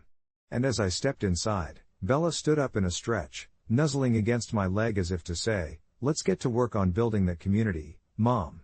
The ceaseless love we give and receive simply overlaps so effortlessly. In that moment, I felt ready for whatever adventures lay ahead, knowing Bella and I would tackle them together. With Bella's warm presence grounding me, I felt an undeniable shift in the air, one that flowed through the walls of our home and into the very fabric of Maplewood Street. It was invigorating to think that we could play a role in transforming our neighborhood, where once there was tension, there could now be laughter, forgiveness, and camaraderie. The following days were a whirlwind of activity. I pondered how to harness this newfound energy. With the holiday season approaching, a neighborhood block party began to form in my mind, a chance to weave everyone together, even more so than that initial gathering at my house. I quickly created a shared document and dropped it into the neighborhood chat. To my delight, responses flooded in with ideas for food, games, and festive decorations. The more the Johnsons and their 2 kids offered up their favorite recipes, the more others contributed their own delicious dishes. It felt like we were collectively crafting a feast that would tell the story of Maplewood Street, encompassing all of our backgrounds and cultures, with Bella's joyful spirit leading the way. As preparations progressed, Bella became my little assistant. She accompanied me on trips to the local farmers market, where we picked up fresh fruits and vegetables, sniffing around stalls and earning a few head pats from smiling vendors. Each delivery and every shopping trip felt like a micro-venture, her excitement infectious as onlookers marveled at the boundless energy radiating from my ever-enthusiastic companion. Our conversations at home shifted too. No longer were the evenings filled with dull chatter about mundane tasks. Instead, we reveled in brainstorming creative ideas for the party decorations, mixing ideas of string lights with a DIY photo booth featuring props inspired by the quirky personalities of our neighbors. It was a charming banter with Bella by my side, her tail thumping against the floor as if she were adding her own approval to each suggestion. Then came the big day of the block party. Warm sunlight spilled across the street as laughter and hustle filled the once empty spaces. Everyone had pitched in, and our front yard stood transformed into a gathering place adorned with twinkling lights and vibrant banners. Bella darted through the clusters of people, eager to greet everyone, her playful spirit breaking the ice as children giggled and adults shared stories over plates filled with food. It felt as if we had unearthed hidden gems in our neighbors. The taciturn Mr. Harris revealed himself to be a fantastic storyteller, regaling us with tales of his youth, while Mrs. Jenkins brought out an incredible chocolate cake that seemed to disappear within minutes. Throughout that magical afternoon, I found myself reflecting on how just a month ago, stress and uncertainty hung over our neighborhood like a dark cloud, and now, the air was thick with camaraderie and connection. Bella would chase after the kids, barking delightedly as they tossed a frisbee, her playful barks mixing harmoniously with their laughter. Occasionally, one of the little ones would tumble into one of the neighboring groups, and the adults would rush to comfort them, smiles on their faces still. I realized Bella was weaving her charm, encouraging openness, kindness, and unguarded laughter among us all. As dusk approached, an impromptu circle formed around a fire pit, illuminated by the soft glow of lanterns hanging from above. The warmth of the flames complemented the connectedness that blossomed around me, forging bonds between families and thoughts of future gatherings already swirling in the air. By the time the last glow of the sun dipped behind the horizon, I caught sight of Bella nestled comfortably in my lap as we wrapped up the evening, her breath deep in content. A gentle peace enveloped me. It dawned on me that community is born from simple gestures. It is about being present for each other and willingly sharing our lives. Who would have thought that one chaotic chase, followed by a knock on all our hearts, would lead us here? With every heartfelt joke exchanged and every food sample shared, I felt the barriers that had once distanced us crumble away to reveal a welcoming embrace of unity. Perhaps Bella was right all along. With a wagging tail and a heart open to connection, even the most fragmented of communities can truly come together. As I tucked Bella in for the night and settled onto the couch, I opened my phone only to find another message from the neighborhood group, this one a suggestion for a weekly potluck. Reading their words made my heart swell again. With the promise of next week already on the horizon, I realized Bella had sparked not just a party, but a movement, a shift in the hearts of those around us. As I drifted off to sleep, wrapped in the warmth of that community spirit, I felt an unwavering optimism for the future take root within me, certain that together with Bella, we would navigate whatever adventures awaited us. It was one of those sun-drenched Saturdays in May when everything seemed perfect for a celebration, the kind of day that whispered of new beginnings and the sweetness of life. My wife, Jenna, had spent weeks prepping for her baby shower, her excitement glowing in every corner of our home, from the pastel streamers that adorned the walls to the meticulously arranged table of treats that promised to entice the taste buds of our closest friends and family. I admired her enthusiasm as I bustled around, trying my best to help, albeit clumsily, while my mind was slightly occupied with worries of making everything go smoothly. However, beneath the surface of our seemingly perfect day lay the ripples of an impending conflict, namely my mother-in-law, Sylvia. She was that type of person who could suck all the joy out of a room with just a few careless comments, and I felt a tightening in my chest every time I thought of her arrival. You see, Sylvia and I had always struggled to understand each other. She had her ways, and I had mine, but today was about celebrating Jenna and our soon-to-arrive little one, and I was determined not to let her overshadow this important moment. When Sylvia finally walked through the door, the bright sunshine seemed to dim just a little as her presence filled the space with a sense of foreboding. Her eyes roamed the room, and it didn't take long for her to find something wrong. The tablecloth didn't match the theme, the cupcakes were too sweet, or perhaps, the baby blew a little too much air when I said it'd be appropriate to hand out pacifiers as favors. I could feel myself tense up with each comment that slipped from her lips, and while I was trying to support my wife, the tension was palpable. Then, 30 minutes into the festivities, the real disaster struck. Jenna was in the middle of a heartfelt speech, thanking everyone for their support, and suddenly Sylvia interrupted her in the most public of ways, launching into a tirade about how she believed that, according to family tradition, Jenna should be using a different name for the baby. I couldn't believe what I was hearing. This was not just a trivial issue, it was a special moment, and as I glanced at Jenna, her face fell, the excitement replaced with confusion and embarrassment. I felt a rush of protective anger surge through me. In that moment, all the pent-up frustration boiled to the surface. I stood up, my heart racing, and said in a voice that was steadier than I felt, "Sylvia, enough. This is not the time to bring that up." The room went silent, and I could feel everyone's eyes on us. Maybe I shouldn't have reacted so strongly, but seeing my wife's hurt face felt like a punch to the gut. I gestured toward the door, my voice firm. "If you can't be supportive, maybe you should step outside for a moment." I watched her face contort, the shock and disbelief evident, and for a split second, I questioned if I had crossed a line. Still, I remained resolute. "Sylvia." Turned on her heel, storming out of the house with an offended huff, murmuring about how ungrateful we were. The aftermath was a swirl of emotions. Guests buzzed with a mix of surprise and awkward tension. Jenna looked crushed, and I felt a wave of guilt wash over me as I approached her, pulling her into a comforting embrace, wanting to reassure her that I only wanted to protect her happiness. To my relief, she surprised me by murmuring softly, "Thank you for standing up for me." It let a little light back into my heart, and as the celebrations continued, the atmosphere shifted slightly. Jenna's friends rallied around her, lifting her spirits with laughter and light-hearted games, and for a while, I allowed myself to revel in the moment, pushing aside the consequences of my earlier actions. But deep down, I wrestled with the thought of how I'd now probably solidified a rift between my wife and her mother. It was a bitter pill to swallow, and as an evening breeze drifted through our open windows, I felt torn between feeling protective of my wife and maintaining peace with Sylvia.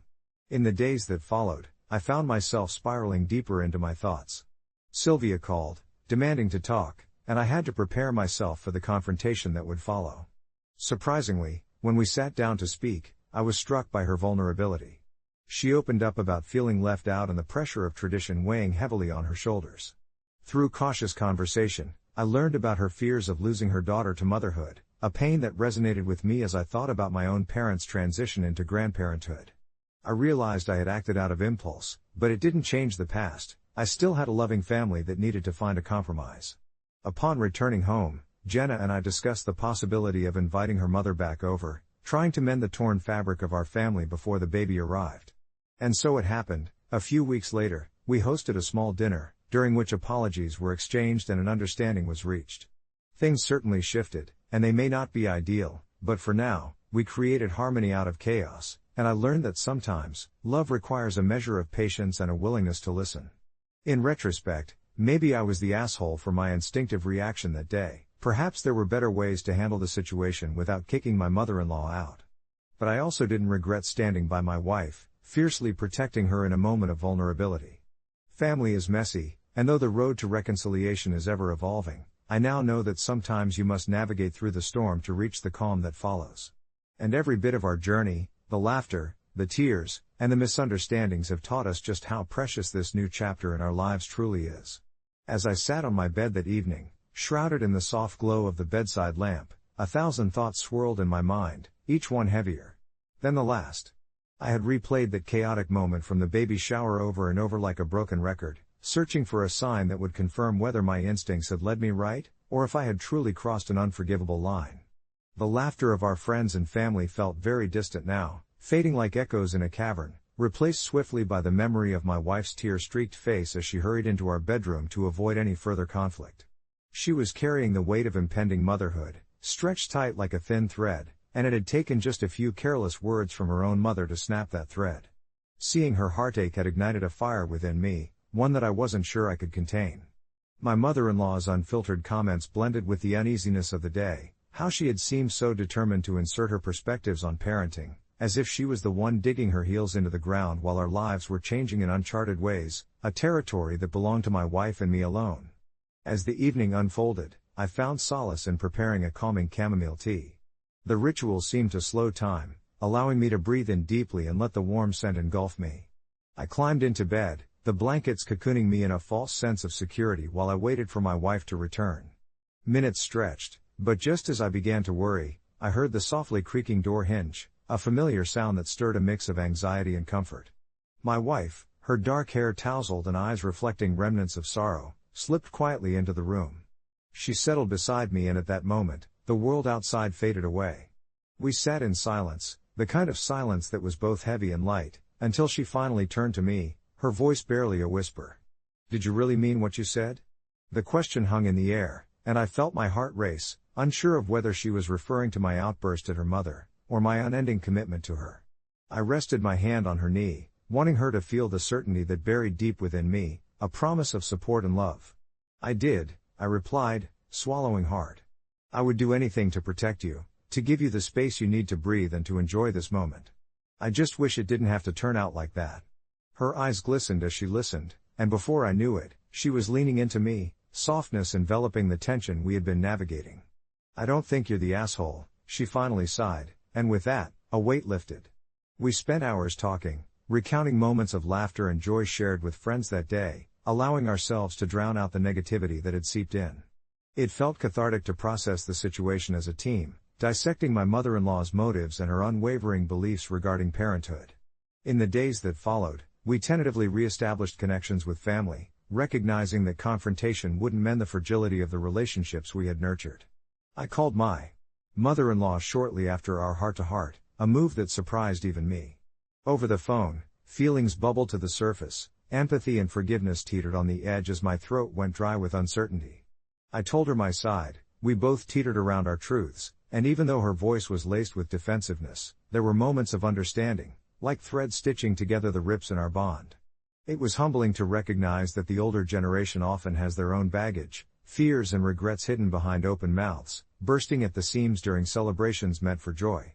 It wasn't easy to navigate those conversations, but every effort became a stepping stone toward healing. Gradually, we created a delicate truce. When the day of the baby's arrival came, weeks later, we stood together, hand in hand, in the delivery room, my wife exhibiting strength I had never witnessed. The moment she held our child for the first time, there were no words to describe the overwhelming rush of love and tenderness that enveloped us both.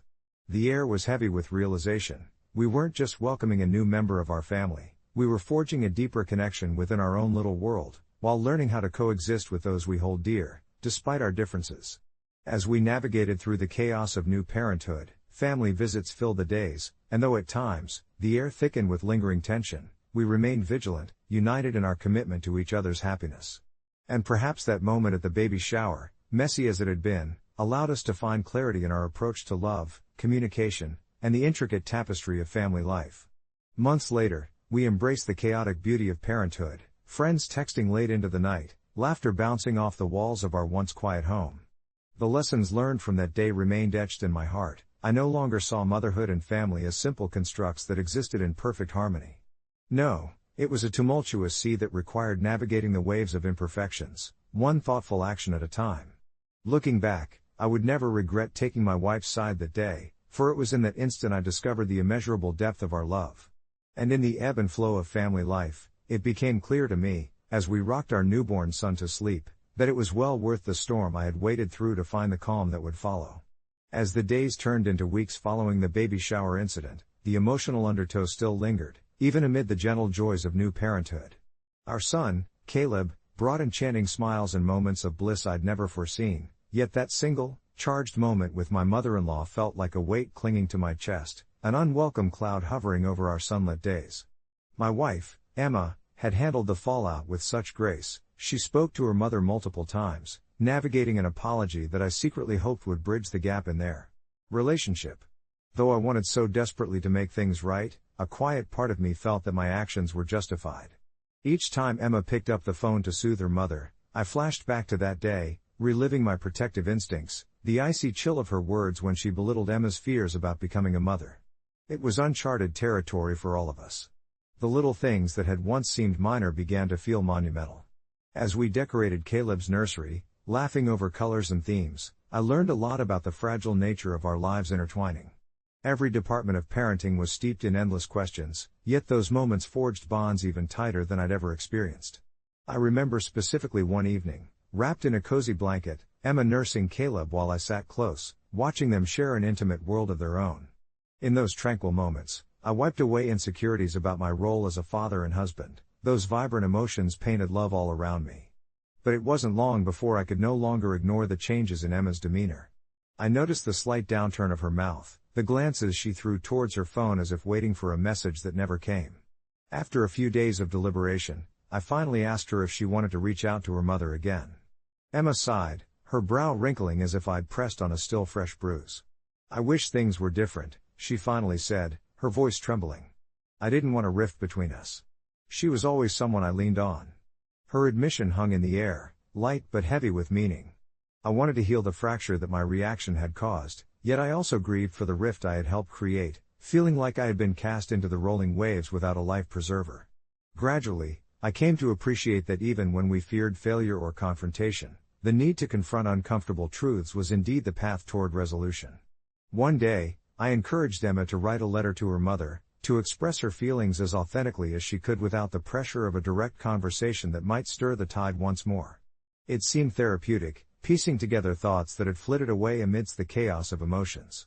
Watching her pour her heart into that letter ignited a sense of calm in me. Life could be met through love, however imperfect, however messy. Weeks later, I returned home from work to discover Emma sitting in the living room, her expression a mix of anticipation and anxiety. "I heard from Mom," she announced quietly, gripping Caleb against her chest. The love in her gaze was infectious, simultaneously bringing peace and apprehension to my own heart. She explained how the letter had opened a door. The words flowed freely between them as if acknowledging the storm for what it was, without casting blame. Her mother, too, admitted her shortcomings and regret, recognizing the tempest that had brewed without her even realizing it. Their conversation meandered into a heartfelt exchange about expectations and the bonds that can both bind and separate family members. I could sense the heaviness lifting from Emma, creating space for laughter again, for joy, even among our challenges. Perhaps in some strange way, inviting her mother back into our lives would provide the companionship needed, not just for our son's milestones but also for the caregiving that would render our family life richer. Everything led up to the moment when we decided to invite Emma's mother to meet Caleb. On that warm Saturday afternoon, a few delicate clouds drifted across a sunny sky while the laughter of children reverberated through the air from nearby playgrounds. I prepared myself, half anxious but hopeful. Emma's mother arrived cautiously, her hands clutching a small gift, a soft blanket for our son. I couldn't help but see the nervousness in her actions as she approached, aware that old wounds were still healing beneath the surface. However, when Caleb gazed up at her with those bright, curious eyes, I saw something magical happen. Love blossomed amid uncertainty. As they shared clumsy but heartfelt moments in the nursery, it struck me how bridges could be patched and construable walls dismantled in small, careful increments. My heart swelled as I saw Emma guide her mother, pointing to Caleb's tiny fingers, her proud tone showcasing the sweet chaos of our family life. In that moment, I realized that we all carried our storms in different ways, yet together, we could find harmony amidst the noise. By facing not just my mother-in-law but my own fears, I learned that family doesn't come with guarantees, rather, it evolves, beautifully scarred yet resilient through the tides of time. We could only hope for a sturdy vessel, crafted from understanding and compassion, to sail us into calmer seas. And perhaps for now, it was enough. As I sat on our worn-out couch, my daughter curled up beside me, her head resting on my shoulder, I could feel the weight of a secret pressing against my chest like a leaden anchor, an internal struggle I had been wrestling with since the day she was born. My name is Robert, but to her, I was simply Dad, the steadfast figure of her life, the one who cheered her on every time she took her first steps, celebrated every birthday with homemade cakes, and consoled her after heartbreaks at school. You see, I am not her biological father. I was thrust into the role when my partner, Lila, found herself pregnant after a whirlwind romance with her high school sweetheart, a man who chose to disappear into the ether when she needed him the most.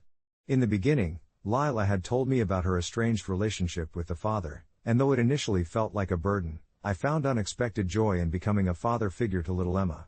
Each day with her forged an unbreakable bond that transcended blood.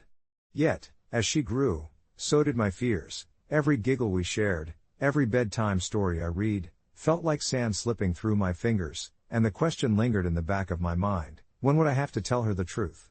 The topic weighed heavily on me, especially as Emma reached her 7th birthday, an age where the innocence of childhood ebbs away, and the world outside begins to weave its intricate web of complexities. I couldn't shake off the feeling that she deserved to know who she truly was, yet the thought of shattering her perception of what a daddy meant terrified me. One evening, while we were making homemade pizza together in the kitchen, Emma's curiosity bloomed like the dough we needed. "Dad," she asked, looking up at me with those big, innocent eyes, "why don't I look like you?" I paused, my hands momentarily frozen in motion, as countless thoughts crashed into one another. Here was my moment, the delicate thread weaving together my fears and hopes. Ignoring the knot tightening in my stomach, I chuckled nervously. Well, honey, we're all unique, right? Like how pizza can have different toppings but still be delicious. She nodded, seemingly satisfied, but I didn't miss the glimpse of a frown crossing her tiny face, the beginnings of doubts creeping in. That night, I sprawled on the floor, staring up at the ceiling, the weight of my decision cascading over me like a heavy blanket.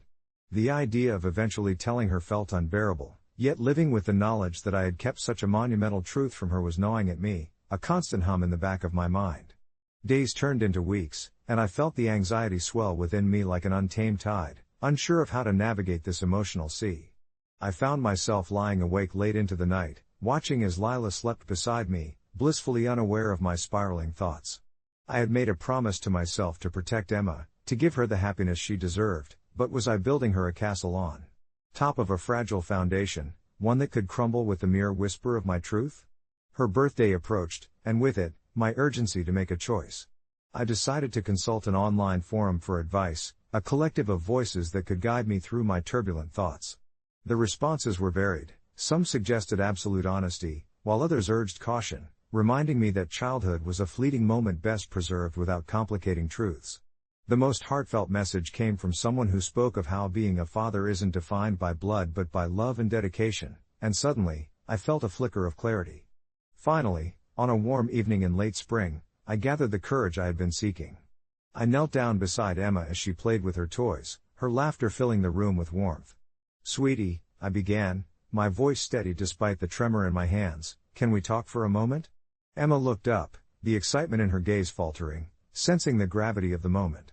I took a deep breath and opened my heart to her, sharing the truth about her parentage in the gentlest way possible, aware that I was walking on thinnest ice. As I spoke, I could see her processing the information, her expression a canvas of emotions, confusion, hurt, curiosity, all washing over her. What struck me was the moment her brow unfurled, replaced by a contemplative gaze. "So, you're still my dad, though, right?" she asked, her voice barely above a whisper, and in that instant, the anxiety that had been swelling within me began to drain away. I nodded, pulling her into a tight embrace, reassuring her that while the way we had formed our family was different, my love for her had never wavered. In the days that followed, I learned that the bond we shared was resilient enough to withstand the storm of truth. Emma showed an incredible maturity for her age, occasionally asking questions that revealed both a depth of understanding and a deep need for reassurance. I marveled at how she processed this new information, and much to my relief, the love between us blossomed even more. But more importantly, I felt a profound sense of relief myself. The secret no longer loomed like a specter in the corners of our lives, and the soil of our family was enriched with the truth, creating space for even deeper connections. And as I navigated this new phase of our relationship, I realized that honesty didn't shatter the beautiful illusion of our family, it fortified it. I reflected often on how much I had wrestled with that dilemma, and yet, in the end, being honest with her allowed me to see the purity of love that transcends DNA. Update: several months later, as I glanced through my phone one evening, I came across an old message from the forum where I had sought advice. Surprisingly, I discovered replies to my post, people from all corners of the world sharing their own tales of blended families and truths. It was then I realized our story wasn't unique at all, so many had tread this path before me and emerged not just intact but bonded. The comforting notion washed over me that family is often forged not merely by blood but through the shared experiences, love, and resilience that we cultivate together. I leaned back into the cozy embrace of the moment, knowing that, come what may, my daughter would never question whether she belonged. She was my light, and I was her dad, forever intertwined in a tapestry of love and understanding.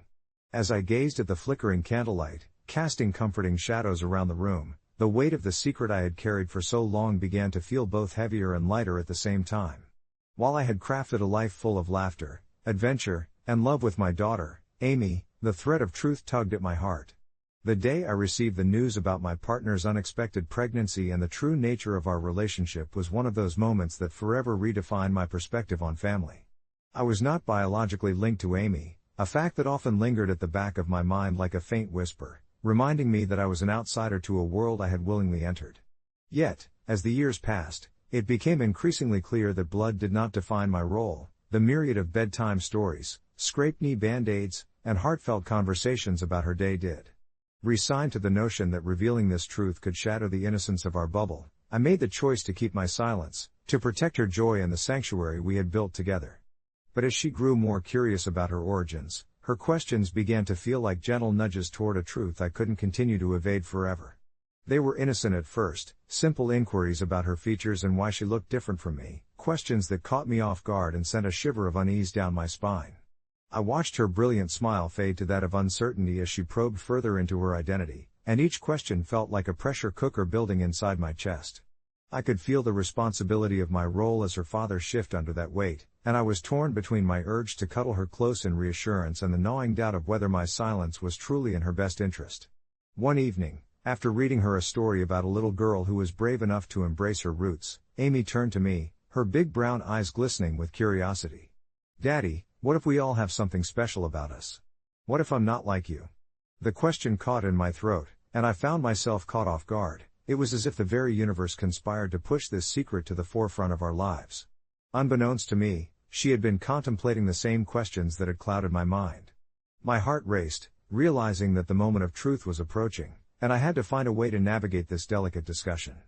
Drawing a deep breath, I sat down with her, and in that serene space between us, I carefully crafted my words, remembering how important it was to share the love we had built over the years. "Amy," I started slowly, "you were brought into this world in the most special way, and no matter how you came to be in our family, you will always be my daughter." The way she tilted her head in slight confusion tugged at my heart. I knew I had to explain further. With each passing moment, I unraveled the layers of my past, speaking of her biological father with kindness and care, making sure she understood that a father's love is not defined merely by genetics but by actions, choices, and unwavering dedication. It was delicate, like weaving a fragile tapestry of understanding, and as I watched the pieces of her understanding shift and settle, I felt both relief and anxiety in equal measure. Her brow furrowed in contemplation, and for a moment, I held my breath, fearing what might come next. Would she feel betrayed? Alone? But as that moment stretched, the dawning recognition washed over her features, a softening in her expression, as if she had been let in on a beautiful secret. "So, my real dad is out there?" she asked, a bit of wonder coloring her tone. I nodded gently. "He is there, but it's the love I have for you every day that makes me your dad, too." It might have been a small part of our journey, but as she absorbed it all, I saw the shadows in her eyes lift as understanding graced her features. She wrapped her arms tightly around me, and in that embrace, I felt the burden lift, realizing that honesty had brought us even closer. A few weeks later, I found us sharing ice cream on a warm summer evening, laughter spilling into the air like confetti. Amid playful bites of rainbow sprinkles, Amy suddenly said with a thoughtful pout, "You know what, Daddy? It doesn't matter where I come from. I have you, and that's all that matters." My heart swelled with warmth, a familiar comfort wrapping around me as I leaned in to kiss her forehead. With her candid heart and fierce spirit, she had shown me that love truly transcends all obstacles. As we sat, watching the sun dip below the horizon in a blaze of fiery colors, I felt grateful for that moment, blessed to walk this path with her by my side, knowing we would continue to weave our experiences into a beautiful tapestry for years to come. Each day would bring its challenges, perhaps even more questions about who she was and where she came from, but I realized now that we would face them together, hand in hand, and with an eye for the love we cultivated over a lifetime.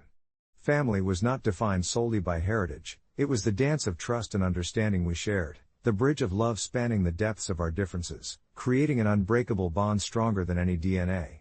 With that notion held firmly in my heart, I returned to the present moment, feeling the warmth of our journey flow through me, shaping our narrative as something beautiful, something we could cherish forever. In that serene moment, I could almost hear the whispers of our future echoing in the soft, cozy corner of the living room where we often spent our evenings together. The flickering light from the fireplace cast gentle shadows against the walls, and I smiled as I watched my daughter, Lily, sprawled out on the floor with her vibrant coloring book, her brow furrowed in concentration as she selected the perfect shade of blue for the ocean she was creating. There was something enchanting about the way her imagination flowed free, the carefree nature of childhood radiating from her every brushstroke. As I caught a glimpse of her focused determination, I couldn't help but marvel at how far we had come since those tentative days after her mother and I had decided to marry. Admitting the truth about my relationship to Lily felt daunting, even now. The fear of shattering the world she thought she knew, filled with unconditional love and security, lingered in the back of my mind like a shadow I couldn't shake off. But looking at her, my heart swelled with a sense of duty. I wanted her to feel the freedom to embrace her whole story, even with the complexity that it carried. It wasn't just about what she thought her origins were, it was about empowering her to see that who she was a beautiful mosaic of experiences, love, and tender moments shared with those who cared about her deeply. Days turned into weeks, and life continued to unravel its ordinary and extraordinary moments. We shared laughter over pancake breakfasts, cozy movie nights where we huddled under blankets, and simple days filled with the sweet aroma of grass and sunshine as we explored local parks. Yet in those delightful everyday encounters, the unspoken truth loomed like a soft veil, reminding me of the delicate balance between the worlds we inhabited, the one of fairy tales and the one of reality. Each evening, as we tucked ourselves into bed, I found myself weighing the power of honesty against the comfort of fiction. Could the truth truly coexist with her innocent understanding of life? I never wanted to be the one to fracture the lens through which she viewed her little universe. As I watched her drift off to sleep, curled up with her favorite plush toy, all I could think was how much I wanted to shield her from any possible hurt. Then came the day that shifted everything. I was sitting at the kitchen table, absent-mindedly scrolling through my phone while waiting for Lily to return from school, when an email from her teacher flashed on screen. At first, I felt my heart race in alarm as I read the subject line, Family Tree Project. Lily had mentioned it a few days prior, her eyes sparkling with the excitement of creativity and knowledge, but all at once, a knot formed in my stomach. The assignment asked the children to bring in a family tree detailing their lineage, including pictures and stories about their ancestry. For a quick second, I considered reaching out to the teacher, confessing my circumstances, but the thought of drawing even more attention to our non-traditional family sent my anxiety skyrocketing. If this was a test of her knowledge of who she belonged to, would Lily's heart break realizing I wasn't who she thought I was? When she bounded through the door later that afternoon, I held my breath, forcing an encouraging smile. "Hey, sweetheart. How was school today?" I asked, knowing I was stepping into the unknown. Her face lit with delight at the mention of her project as she began recounting each detail, her enthusiasm contagious. The colors, the stickers, the stories she'd heard about her grandparents, it all poured from her lips like a warm stream. It was during those moments that I felt the weight of my secret pressing down on me, filling me with a mix of admiration and unease. As she unfolded her plans for the family tree, it dawned upon me that I would have to navigate this delicate situation with grace and thoughtfulness. As we sat together, Lily busily cutting out images to represent the various family members she would include, I found my heart racing. I knew I couldn't put off the inevitable much longer. But as I watched her sigh after completing her art project, a soft smile gracing her face, I realized she was so incredibly proud of what she was creating. Instead of rushing toward that uncomfortable confrontation, I felt compelled to help her frame the narrative. "You know, Lily," I began gently, "family can be made up of many different branches and roots. Although some families look like a super elaborate tree, others might be more like a patchwork quilt of love." She looked up at me with her big, curious eyes, prompting me to continue. "What if we made this tree reflect all the people in your life who matter, those who love you just the way you are? It could be really special to include me, your mom, your grandparents, and anyone else you adore." As she pondered my words, a flicker of realization seemed to dance in her gaze, her creativity evidently igniting a deeper understanding of what family truly means. "Can I put stickers for my favorite friends?" she asked brightly, and I couldn't help but chuckle, a wave of relief washing over me as I saw her spirit flourish. It felt like a small victory. Perhaps this was my child's first step toward embracing a broader definition of family. Embracing that ambiguity would give her strength and resilience in navigating this winding path. By the time the project was finished, I realized that I, too, had begun to rewrite my own story. As she proudly displayed the completed family tree artwork on the fridge, a beautiful representation of our unconventional yet profound connection, I felt the weight of my fear slowly evaporate, replaced with warmth and positivity. Our past would forever remain part of us, but love was the true anchor for our future. And as I tucked her into bed that night, I whispered the words I had nearly forgotten to say. "You are my heart, Lily. Always." In her sleepy eyes, I finally saw the reflection of trust. The weight of my challenge hadn't vanished, but I sensed the worry for the future, if only momentarily, felt lighter as I closed the door, heart full with a deep hope. Now, it seemed our intertwined tapestry would only continue to grow richer and more beautiful in the moments that followed. I never thought I'd find myself in a battle of principles with someone I loved, especially over something that seemed so trivial at first, a project that I only half listened to during a late-night chat on our worn-out sofa. My boyfriend Ben had always been the type brimming with creativity, a hyperactive mind buzzing with the latest genius ideas that flitted in and out of his consciousness. I could barely keep up, often nodding along, knowing he thrived in that space of wild imagination. But to me, ideas were just that, dreams waiting for the right moment. I, on the other hand, was more grounded, living my life by what made sense, especially when it came to finances. One calm evening, however, things took a turn. Ben excitedly shared his latest brainchild, a subscription service for personalized jars of homemade pickles. He envisioned people worldwide, savoring his unique flavor combinations and being inspired by his passion for pickling. The enthusiasm in his eyes was infectious, but all I could muster was a hesitant smile. As he continued, the idea sounded more and more ludicrous. I knew Ben, he lacked the business acumen to even set up a proper website, let alone manage logistics. When he asked for a few $100s to kickstart this vision, my heart sank. It was the first real moment of pause for me, where I realized that this idea, which he held so dear, wasn't something I could support. I suggested a thorough business plan or some trial runs first, but Ben's face fell. He accused me of lacking faith in his genius, and my initial hesitation quickly spiraled into a profound sense of guilt. I loved him, yet I feared enabling a dream that might lead to heartbreak. Days dragged on, filled with awkward silences and unspoken words. I would lie awake at night, wrestling with my thoughts, wondering if I was truly the one in the wrong for considering the practicalities over his dreams. Did wanting reassurance make me an obstacle in his creative journey? Or was I simply protecting our future? Eventually, I proposed a compromise. We could allocate a small portion of our savings to conduct a few test runs, perhaps even host a local tasting event to gauge interest. The immediate relief on his face was unnerving, turning into an easygoing laugh, but it felt like I was pitching a half-hearted agreement to soothe my conscience. Yet, in the following weeks, I noticed something beautiful emerging when we collaborated. Ben, reinvigorated by purpose, immersed himself in researching recipes, and I even joined him in trying different methods, navigating the kitchen like a team. It became a bonding exercise of sorts, like stirring our love into each pickle jar, and slowly, anxiety morphed into excitement. Then came the day of the tasting event. I watched with bated breath as he presented his flavors to a small gathering of neighbors, friends, and onlookers. The joy on his face mirrored the glee of people who savored his pickles, and in that moment, I realized that my overarching fear of financial disaster paled in comparison to the happiness this endeavor brought us. I didn't need to abandon my principles, rather, I could support him while ensuring we tread carefully. The night ended in shared accolades and unexpected orders. The burst of laughter and shared dreams felt liberating.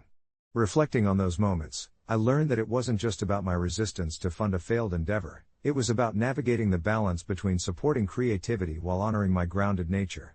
In an ironic twist, a few months down the line, our pickle business, now affectionately named Ben's Brine, gained traction, drawing local vendors' interest, including a small deli that wanted to carry our products.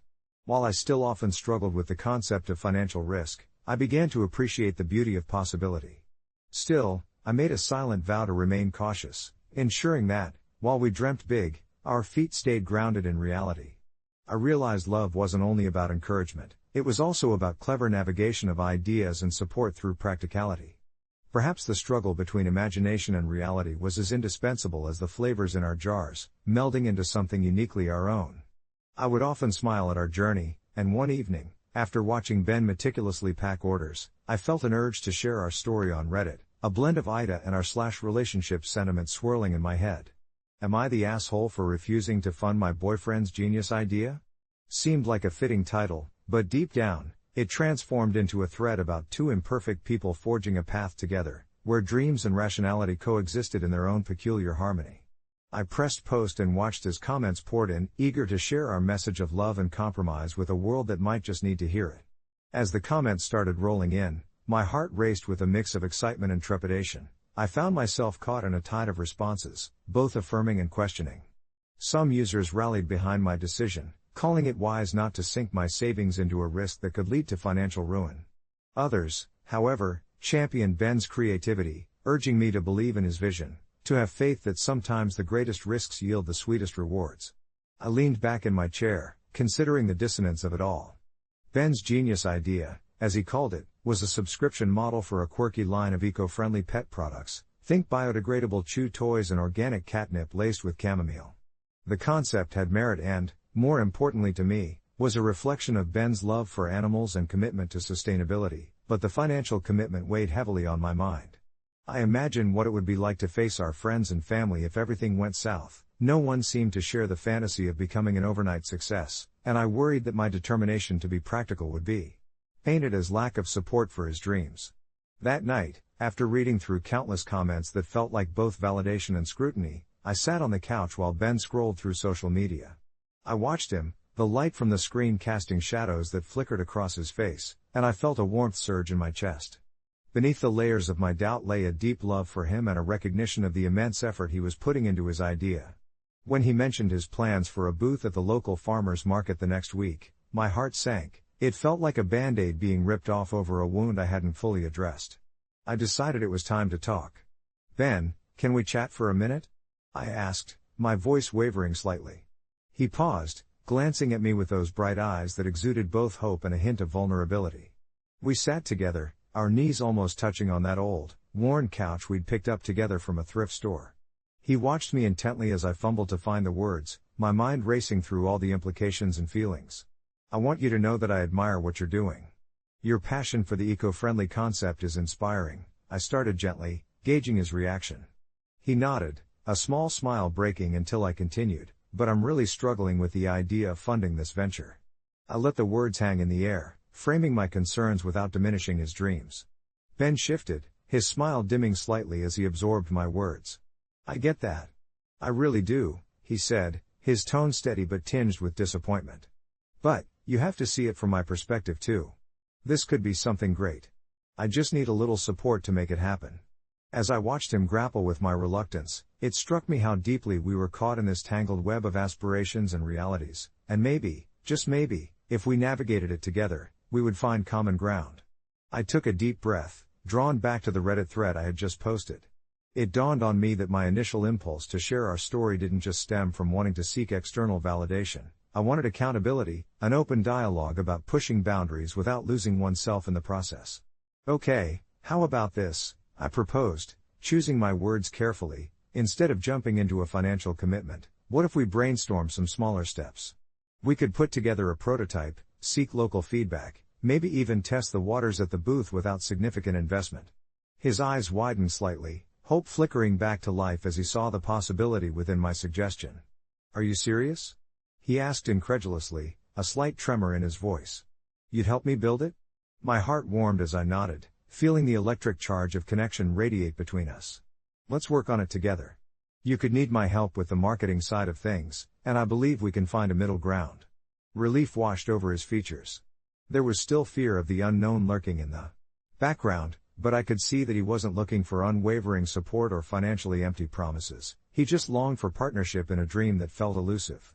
As discussions progressed over the next few weeks, the feedback loop we created became a crucible for creativity, a rich, textured place where my pragmatism met his enthusiasm. This venture became a shared dream, steered away from the precipice of reckless abandon by our collective input. Meanwhile, my Reddit post continued to garner attention, with many users following along as I updated them about our small victories.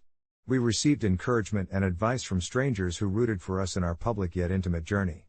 One particularly heartwarming comment caught my eye: "It's not about who's right or wrong. It's about two people growing together." It resonated with me deeply, and I found truth in those words. This was less an AITA situation and more a testament to how love balances dreams and reality in the most unexpected ways. As Farmers Market Day approached, we stood in the garage, putting together the last touches on our display. Ben's excitement was palpable as he unveiled the prototype, a brightly painted wooden barrel filled with the biodegradable toys he had crafted.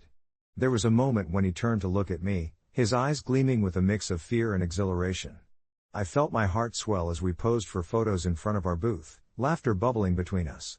It was in those moments I realized I wasn't just sharing a workspace, I was sharing his vision, and in doing so, I had learned how to celebrate the beauty of compromise. And when the market opened, feet shuffling and voices blending into an earthy symphony, we were overwhelmed with warmth from our community, a vibrant tapestry resulting in conversations that bridged strangers and friendships alike.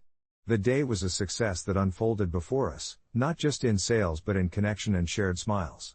As we packed up, I wouldn't say we were out of the woods yet, but I finally felt aligned with Ben in our pursuit. The Reddit post still echoed in my mind, but now I didn't view it through the lens of whether I was the asshole. Instead, I realized that we were just storytellers, weaving our tale of love through uncertainty, faith, and ultimately, shared dreams. A few weeks later, I provided an update on the original post. After some soul-searching conversations, Ben and I found a way to support each other's dreams while still being practical about our finances. We're currently thriving at the farmer's market, learning and evolving together. Thanks for all the thoughtful insights. Everyone's input truly helped save our relationship. I felt the weight lift as I shared our growth, my heart full with the understanding that love, in all its messy beauty, often thrives in those gray areas. And in that swirling mix of vulnerability and perseverance, we realized we were navigating our path, together. But just as I settled into this rhythm, the future we had started building together began to feel less certain. The farmer's market had become our weekend ritual, a place where we showcased not only our homemade products but also our shared dreams.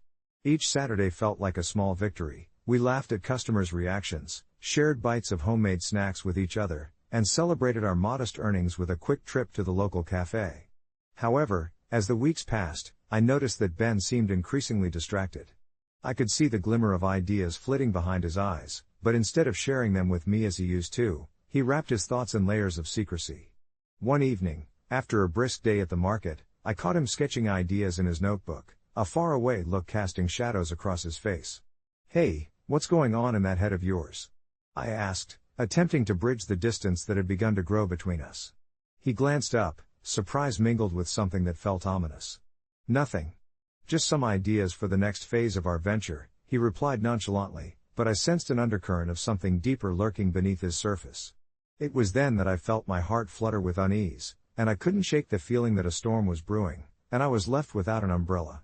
I pressed for more details, and with each question, I sensed him pulling further away, the bubble of excitement I had once felt about our relationship now punctured by simmering tension. After several days of half-hearted conversations, little truths began to unfurl like the petals of a flower refusing to bloom in harsh soil. One evening, over dinner, I took a leap. "Ben, I feel like we're not on the same page anymore. Are you really happy with how things are going?" The weight of my words hung between us, and his fork clattered against his plate.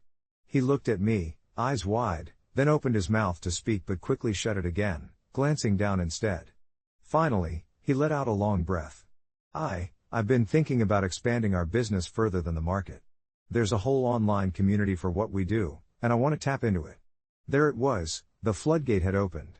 His dreams were widening, and while that might seem beautiful, I felt a familiar turmoil rise in my chest. "That sounds amazing, but aren't we stretching ourselves too thin?" I asked, trying to mask the fear creeping in. "I mean, we barely have enough time as it is, and what about the risk? We can't just throw more money into something that might not work." His face hardened at my words, and in that moment, I felt the fragile balance we'd achieved begin to teeter. "I thought we were in this together. The whole point was to support each other," he replied, a hint of indignation sharpening his voice.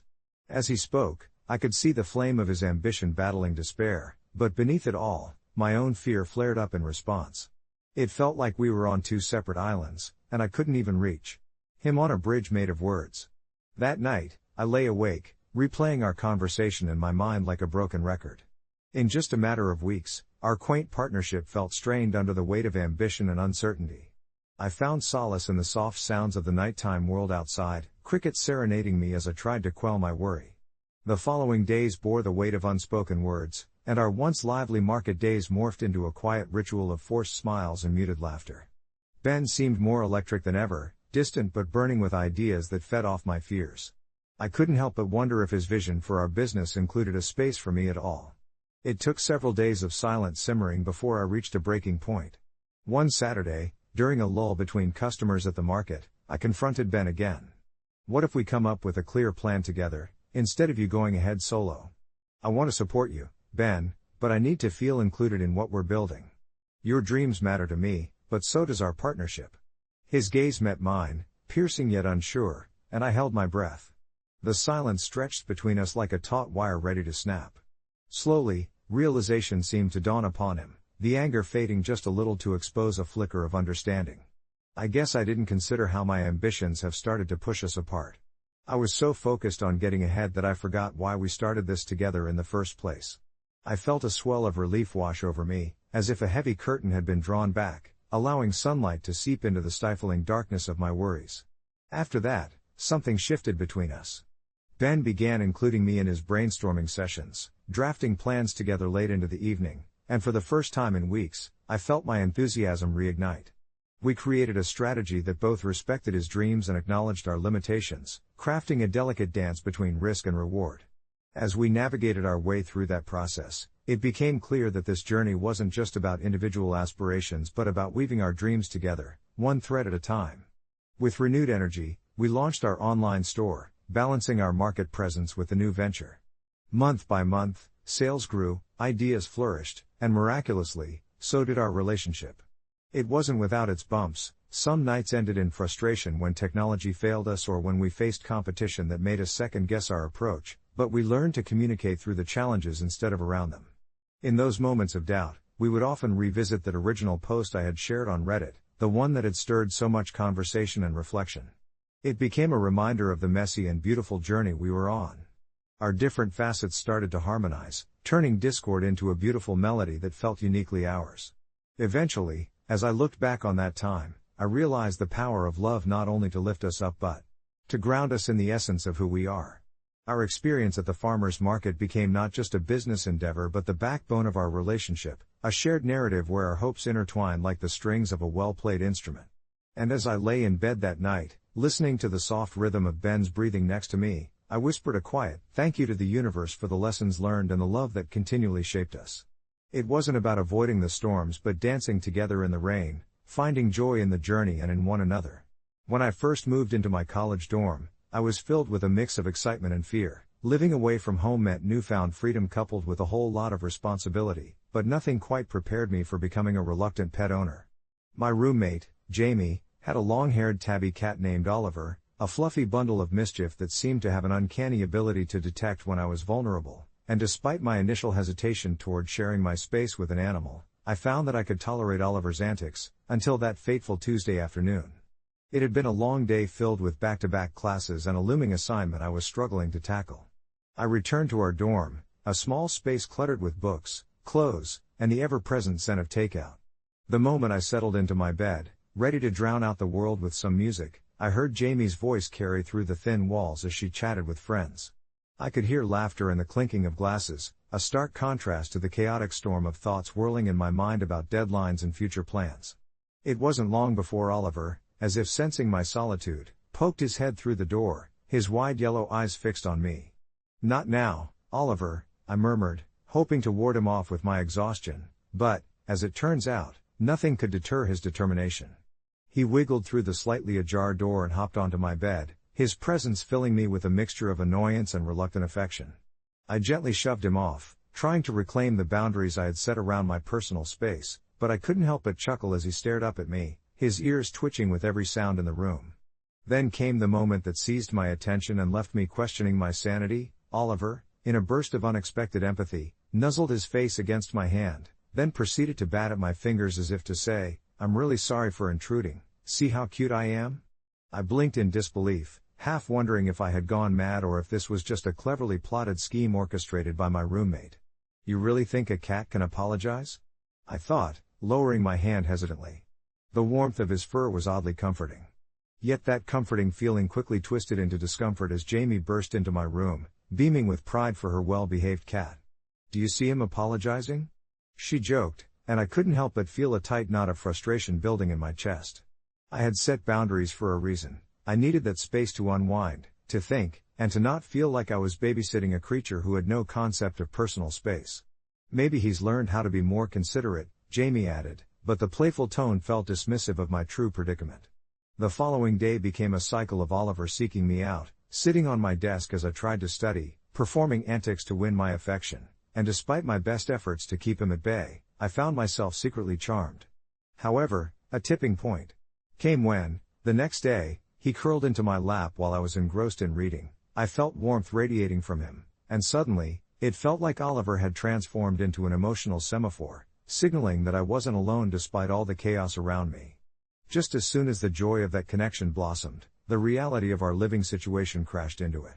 I realized that I wasn't just fighting against a cat, I was fighting against the inklings of companionship that came with it, the roots of connection that dug deep into my reserved heart that I had not anticipated. So when Oliver came to me yet again, his head bowing slightly as he gazed with those imploring eyes as if he understood my troubles, I took a breath and softly said, "You can come in, but only this once." In that moment, there was an undeniable shift, not just between me and Oliver, but within myself as well. It felt strangely cathartic to open my door, both literally and metaphorically, allowing this little creature to occupy not just my space but also my weary heart. As days turned into weeks, I found more peace in cohabiting with Jamie and Oliver than I could have ever imagined. I started sharing moments with Oliver where his purring soothed my anxieties, moments where Jamie and I would laugh as Oliver got himself tangled in random objects in the room, and before I knew it, our space felt less like a cold dormitory and more like home. My fears of losing control over my personal space diminished, and I learned to embrace the chaos that comes with companionship. In the end, I couldn't tell if I was the asshole for trying to maintain my boundaries or if I had simply been afraid of letting someone, or something, new into my life. Perhaps some apologies, whether from a person or a cat, don't need to be spoken at all. Update: a couple of months later, Jamie and I decided to adopt a second cat. In a way, it felt as if Oliver had guided me to accept that sometimes, it's okay to let in what makes us feel alive, especially when it comes in the form of warmth, purrs, and unexpected companionship. Reflecting back on that pivotal moment with Oliver still evokes a swirl of emotions within me. I sat on my bed, surrounded by familiar comforts, the soft glow of fairy lights illuminating the corners of my room, the gentle scent of lavender wafting through the air. Everything felt just as it had for weeks, a safe, predictable cocoon. After the strange encounter with Oliver, I had decided to uphold my boundaries, uncertain yet relieved at my resolve. But as the chill of fall drifted into winter, my heart began to soften, and I noticed the joyous familiarity of my life gradually morphing into something deeper. Jamie often shared stories, enthusiastic and filled with laughter, about Oliver's antics, how he would curiously poke around the fridge or chase after the sunlight that streamed through our windows each morning. I could feel the warmth in her voice, the way Oliver brought light into our shared space, and yet, I found myself struggling with the thought of letting go of my well-guarded solitude. Days turned into weeks, and while I maintained my distance from the cat, I also began to observe him quietly from a distance. His emerald eyes held a wisdom that I could sense, almost as if he understood my hesitation but remained unbothered by it. There was something almost enchanting about how he'd stretch languidly by the warmth of the radiator, echoing the simple tranquility I craved yet feared.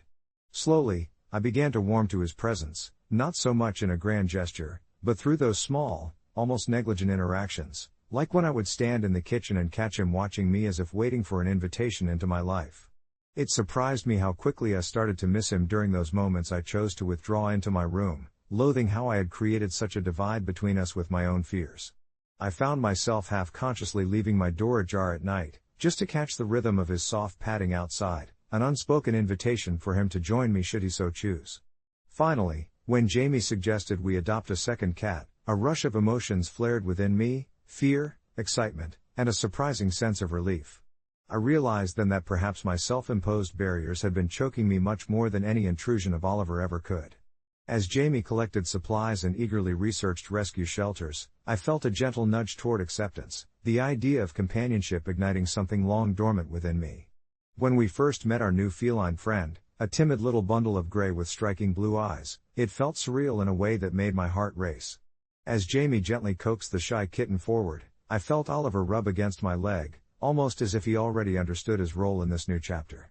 They seemed to know what it was like to be on the fringes of solitude. Maybe, just maybe, they had both offered me a chance to be part of their world, urging me to step outside the walls I had so carefully crafted. With time and patience, the two cats became inseparable companions, and in a way, they mirrored my own journey, growth born from vulnerability. They would sprawl across my lap as I began to read or watch TV, the tiny burbles of purrs resonating with a newfound symphony of warmth. I found joy in their elegance and mischief, how they filled the spaces I had once deliberately kept empty. A few evenings later, as we settled on the couch together, I glanced at Oliver, who nestled close beside my new kitten, and it struck me clear, they offered me not just companionship but a sense of belonging, a reassurance that life was meant to be shared, even with those who might initially feel foreign. Moving forward, I learned to trust my instincts, realizing that letting in love and connection also meant unearthing parts of myself I had neglected. The warmth of their presence became my nightly solace, and as I drifted off, I understood that sometimes, the greatest apologies are those we find in the simple act of letting go, of making space for what makes us feel alive, a realization I will carry with me long into the night. As we settled into our new routine with the two cats, Oliver and our new addition, Luna, I found a sense of peace creeping into my life that I hadn't anticipated. Initially, I worried that introducing another feline into our already chaotic household might upset the delicate balance we had achieved. But Luna, with her soft black fur and mischievous eyes that sparkled with playful curiosity, helped to soothe those fears. She immediately took to Oliver, who, despite his regal demeanor, slipped into the role of doting big brother almost instinctively. Watching them wrestle and chase one another around our small apartment filled me with a joy I had almost forgotten existed. Each evening, as I snuggled under my favorite blanket, I reveled in the sound of their joyful antics, the gentle thrum of purring united in a symphony of comfort that lulled me into tranquility. Luna, with her dynamic energy, brought an unexpected vibrancy to my once quiet nights. It felt like she had unlocked something within me, something that craved interaction, warmth, and connection. I began to share my thoughts and dreams aloud, sometimes to myself while I sat on the couch, the cats curled up beside me, and I realized it wasn't just a one-sided conversation. Their feline presence felt like a mirror reflecting my own growth. I found myself questioning what other parts of my life I had unknowingly restricted with self-imposed barriers, so I began allowing friends over more often, fostering deeper relationships and inviting them into the sanctuary I had created. Jamie noticed the change, too. We laughed more, shared quiet meals where silence felt comfortable rather than suffocating. It was as if Oliver and Luna were not simply pets but ambassadors of companionship, urging me to embrace vulnerability. The change wasn't always easy. There were moments when the weight of the world would push against my chest, reminding me of past moments when I had tucked myself away. A few months in, I had what I thought was an innocuous conversation with Jamie about my feelings. I shared how I had been reflecting on why I had initially refused Oliver's well-meant apology, recounting how I now understood that love sometimes requires us to open our doors, be they metaphorical or literal, to those we fear might disturb our carefully crafted solitude. Jamie nodded thoughtfully, offering me a smile that was understanding yet tinged with sadness, and in that moment, I recognized the strength within vulnerability. It was okay to feel afraid, it was okay to be uncertain. I realize now that receiving love, whether it's from a person or a furry companion, meant stepping into the unknown, but it is also where the most profound connections could blossom. The days became less about confrontation and more about connection. About sharing our lives openly rather than behind walls built from past hurts. Then came the night that brought everything together, a night that served as a reminder of the journey I had taken since Oliver's heartfelt apology. It was a brisk winter evening, and I settled down to enjoy a quiet night with a cup of tea.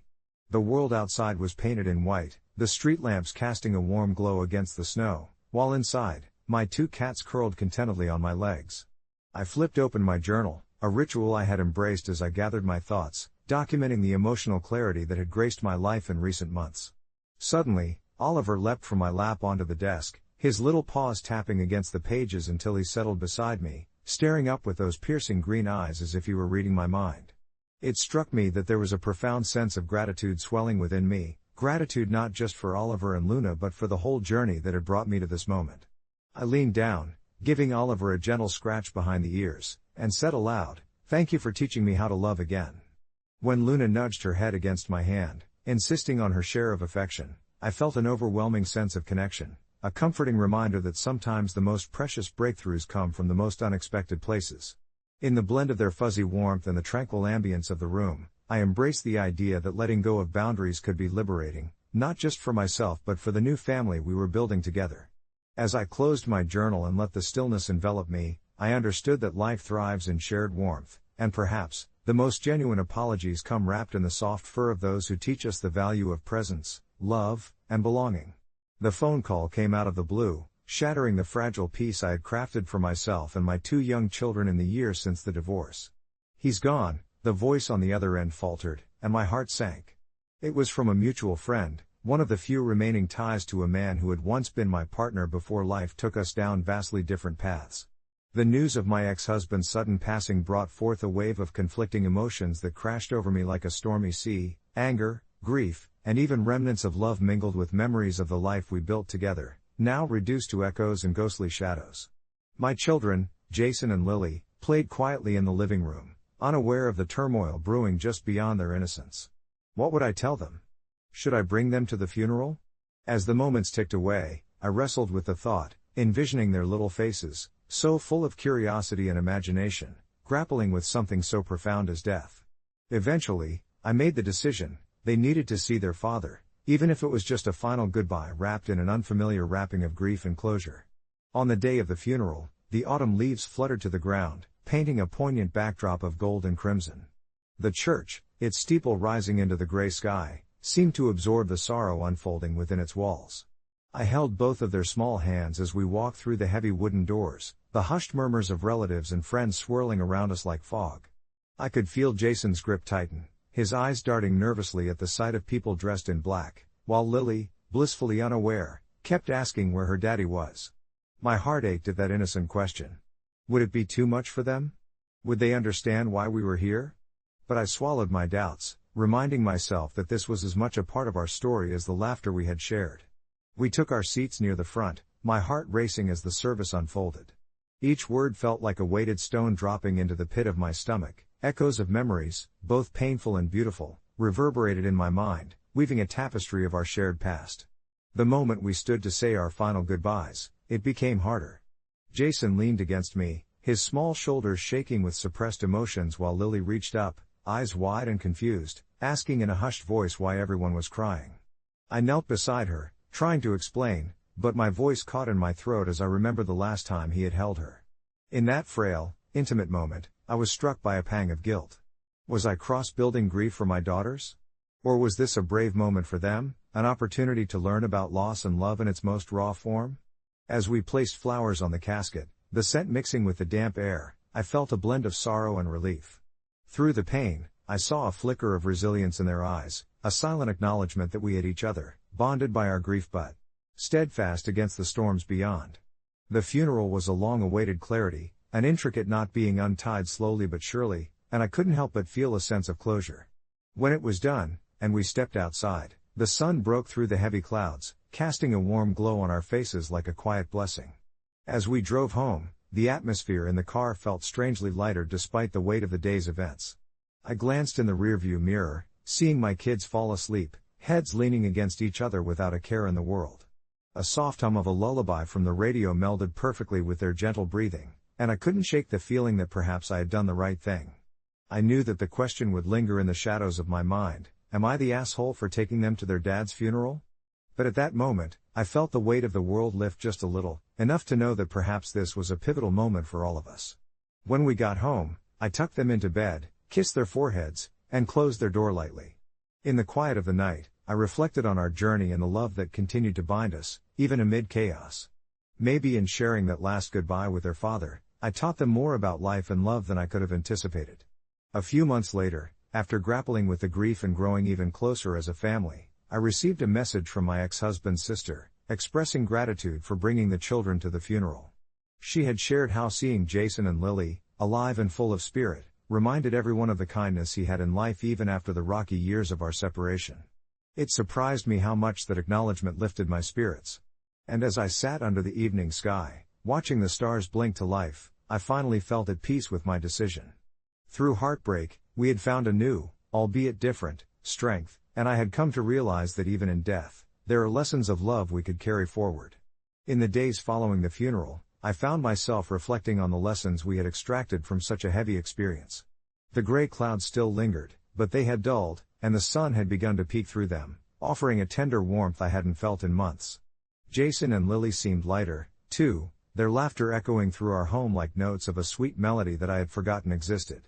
We often held impromptu dance parties in our living room, twirling around to songs we'd collectively chosen, diving into that blissful state where worries melted away. It was during one of these dance-offs that I looked down to see their wide, carefree grins mirrored in my own, and at that moment, I realized how profoundly their father's passing had transformed our lives. What I had originally feared would unravel the fragile stitchwork of our family, his absence was, against all odds, stitching us closer together. I thought of the days when I would speak about Jason, carefully, navigating the minefield of memories. I never belittled the complexities of our past, but as we revisited those moments, his laugh during movie nights, his ridiculous attempts at cooking, I saw my kids embrace their father's humanity. They were mourning him, but they were also celebrating the colorful imprints he had left behind. It was a complicated tapestry of memories, threaded with both pain and joy, and we were weaving it tighter each time we shared those tales. One evening, while tucking them into bed, Lily, with her big brown eyes twinkling like stars, asked if we could make a memory jar. "We can put in all the best things we remember about Dad," she said softly, her tiny fingers pulling the hem of her blanket. Jason nodded, his brow furrowed in thought, thinking of the happiest moments he could find. We grabbed an assortment of markers, colorful paper, and a simple glass jar I had kept on a shelf, dusting it off like a forgotten treasure. Night after night, we would write little stories, favorite moments, even sporadic thoughts that seemed to flash from the corners of their minds, each one a colorful reflection of their father. It felt cathartic, as though by encapsulating those memories, we were holding on to him in a way that wouldn't let go as time moved forward. Yet, there was still a lingering uncertainty in my heart. Even with the sense of community that filled my surroundings, I feared judgment. Did I make the right choice about the funeral? On an increasingly quiet evening, I found myself scrolling through social media, the old posts, the funeral photos, comments of sympathy interspersed with shared memories. Yet there it was, the muffled sting of one comment that caught my eye and twisted in my gut: why on earth would you bring the kids to their father's funeral? I swallowed hard, contemplating the bluntness of it. Did I really make a grave mistake by honoring a man they had known as their father? Poking at that old wound opened up a familiar cascade of guilt. The anger crept in, too. It was unfair to project their feelings onto me. I had tried my best. As I flipped through the comments, I stumbled upon a thoughtful reply that shifted my perspective. Maybe it was a lesson in love for them, not an act of cruelty.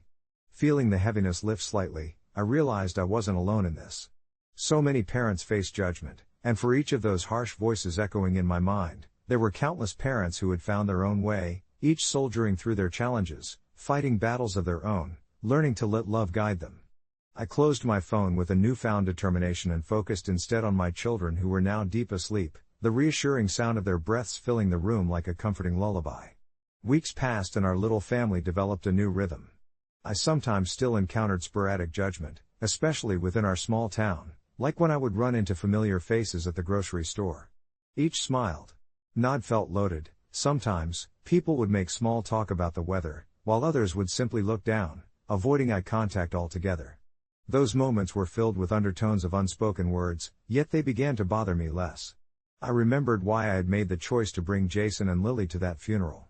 It was about remembering, celebrating, and finding closure, the very things we were doing in our memory jar. One day, as we were placing a new handwritten memory into the jar, a ticket stub from a concert we had attended, it struck me how much healing was packed into those tiny slips of paper. They were seeds, really, nurturing new perspectives and fostering an understanding of our past. It had opened the door to conversations about life, love, and everything in between. I knew then that whatever anyone else might say, I was right where I needed to be. And so, as the nights rolled on and our little tradition of adding to the memory jar continued, I found that it not only enclosed stories about Jason but also made space for our own emerging narrative, a story of resilience, love, and the determination to move forward while cherishing the footprints left behind. Perhaps it wouldn't heal every pang of grief, but it fortified us with a sense of purpose in honoring what remained. With each memory shared, I felt our spirits intertwine, a quiet testament that life and love would always find a way. As I sat with them wrapped in their dreams, I recognized the profound truth in that sentiment. Even amidst the chaos of our history, we had woven a tapestry of love that would only continue to grow.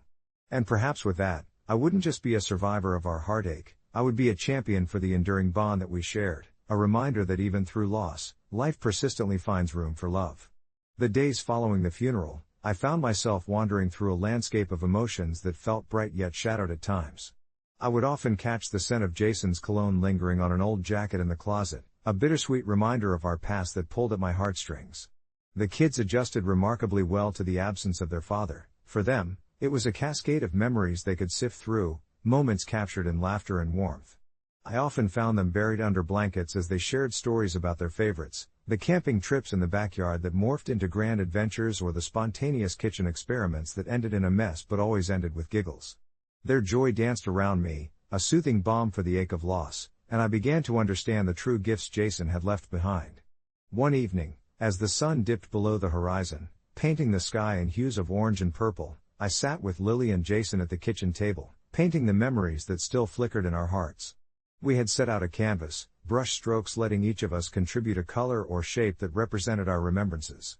I watched as they threaded together tales of camping escapades mixed with their father's goofy jokes and stories about how he'd always sing the wrong lyrics to their favorite songs. The laughter rang out like a melody, a stark contrast to the somber silence that had enveloped our home just days earlier. I could see how much they lived in those precious whirls of color and warmth, every stroke a testament to their resilience and the love that endured beyond our pain. My heart swelled with pride, a realization that even through our fragmented family, the bond we shared was vibrant and alive, creating a shelter at a time when rain threatened to wash away hope.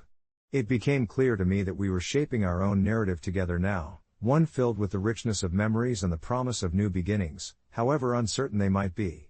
This was our therapy, a way to weave Jason's essence into our lives rather than letting it vanish into silence.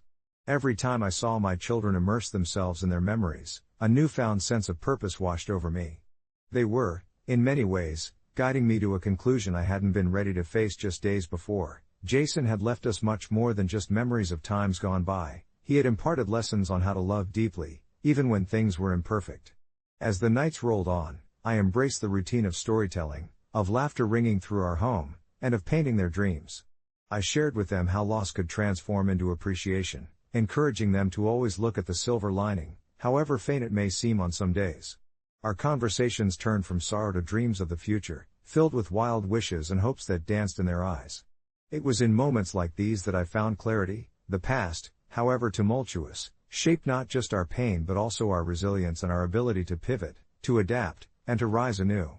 One night, tucking Lily into bed after another day of reminiscing and laughter, she looked up at me, her eyes shimmering with understanding far beyond her years. "Mom," she whispered, "maybe Daddy just wanted us to be happy. Maybe that's why he wanted us to remember the fun times and not the sad ones." Tears welled in my eyes, but they weren't tears of sorrow, they were tears of ageless wisdom being passed down, both a reflection of her father's love and her own burgeoning understanding of life. "You're right, sweetheart," I replied, pulling her close. "He wanted us to be happy, and we can honor him by living fully." As I kissed my children goodnight, a warm sense of acceptance enveloped me. I realized that Jason's death could be the end of a chapter, but it wouldn't be the end of our story. As weeks turned into months, I noticed more than just a glimmer of hope trying to burst forth in our lives. The kids began to smile more freely, and in quiet moments, they'd share funny stories about a dad who would come home with silly toys or initiate awkward dance-offs in the living room. Moments I never fully appreciated while he was there. Together we began acknowledging our pain without letting it govern our lives. Over time, I found myself at the edge of true healing, discovering that while life could be harsh, it was also beautiful, and it was our responsibility to keep it alive, to fuel it with laughter, love, and warmth. In a strange twist of fate, I became a tribute bearer of Jason's heart. And just as summer began to yield to the cool whispers of fall, I noticed an unexpected lightness in my step.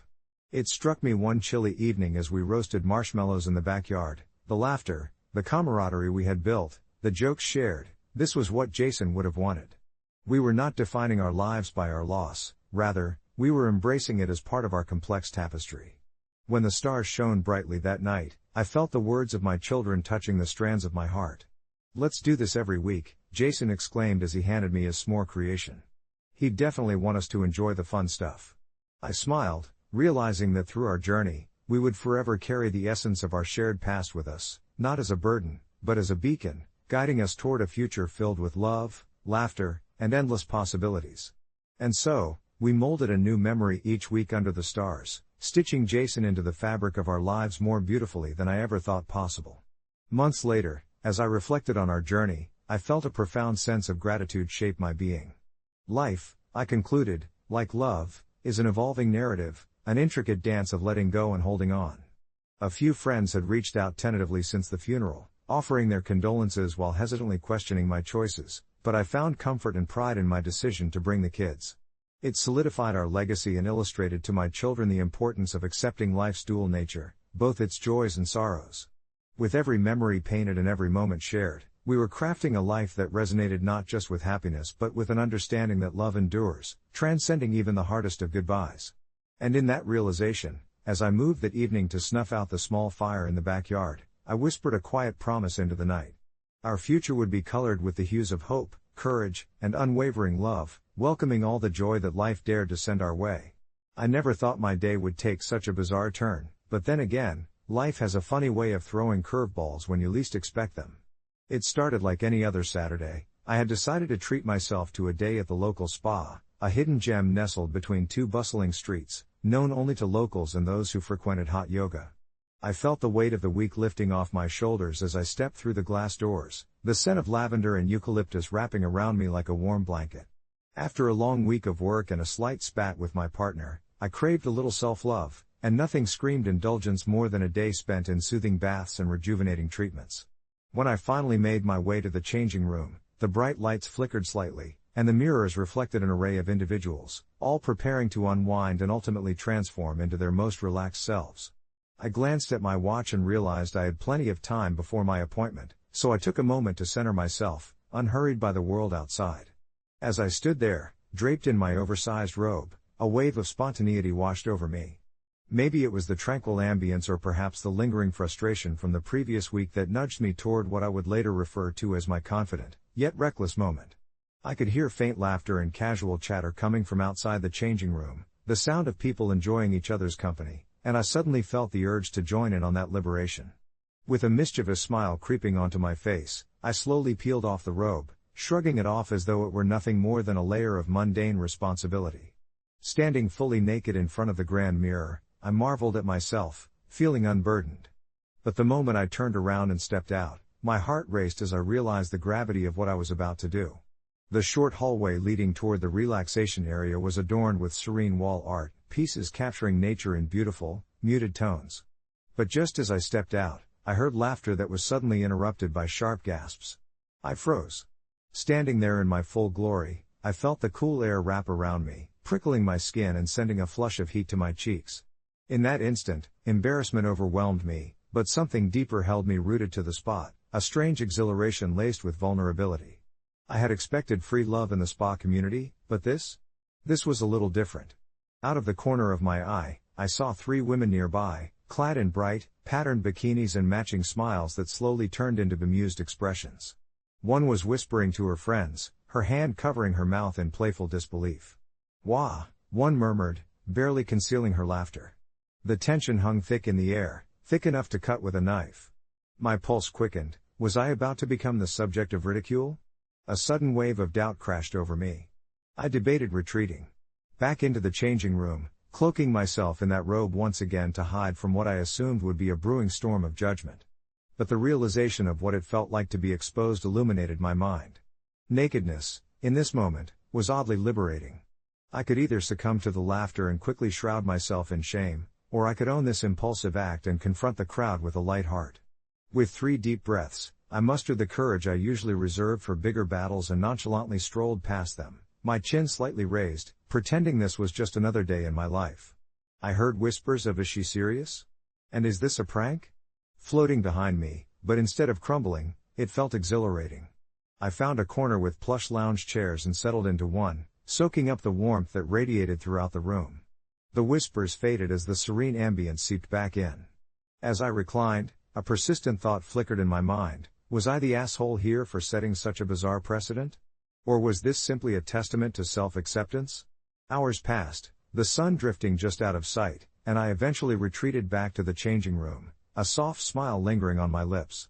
As I slipped back into my robe, I overheard one of the women from earlier discussing their visit while I made my way back across the main hall. I couldn't quite catch their words, but snippets like "that was really brave" caught my attention, draping warmth over my prior embarrassment, transforming it into something uplifting. Back in the sanctuary of my robe, I couldn't help but reflect on those moments of unexpected bravery. Perhaps it didn't matter whether I was the asshole or the hero. In that light-hearted chaos, I had reclaimed a sense of freedom I had long forgotten, something deeper than just a physical state. It was an emotional release. Later, I found myself drafting a post titled "AITA for getting fully naked in a public changing room?" on a popular forum. I recounted the entire day, weaving in my feelings and capturing my tiny triumph nestled within an absurd situation. As I hit post, I realized that whichever way the opinions rolled, the narrative of that day would always chase me into the calmer corners of my mind, reminding me that in life, embracing vulnerability is often the truest form of strength. And as I drifted off to sleep that night, a content laugh escaped my lips when I thought how wonderfully bizarre life could be. The next morning, I awoke with a sense of lightness, a mellow nostalgia washing over me as I recalled the previous day's events. I had anticipated a barrage of judgment when I posted my story online, half expecting to be branded a social pariah for my audacious decision to strip down in a public changing room. Instead, I found myself navigating through a cascade of comments ranging from sympathetic to hilariously incredulous. People weren't just concerned about my nakedness, they shared their own stories of embarrassment, vulnerability, and the mighty human spirit that often rallies around moments of mortification. I brewed a cup of tea, the steam curling in the cool morning air, as I read through the comments. A particularly kind response struck me. Someone had remarked, "Being comfortable in your own skin is a rebellion worth celebrating." This notion anchored itself in my mind.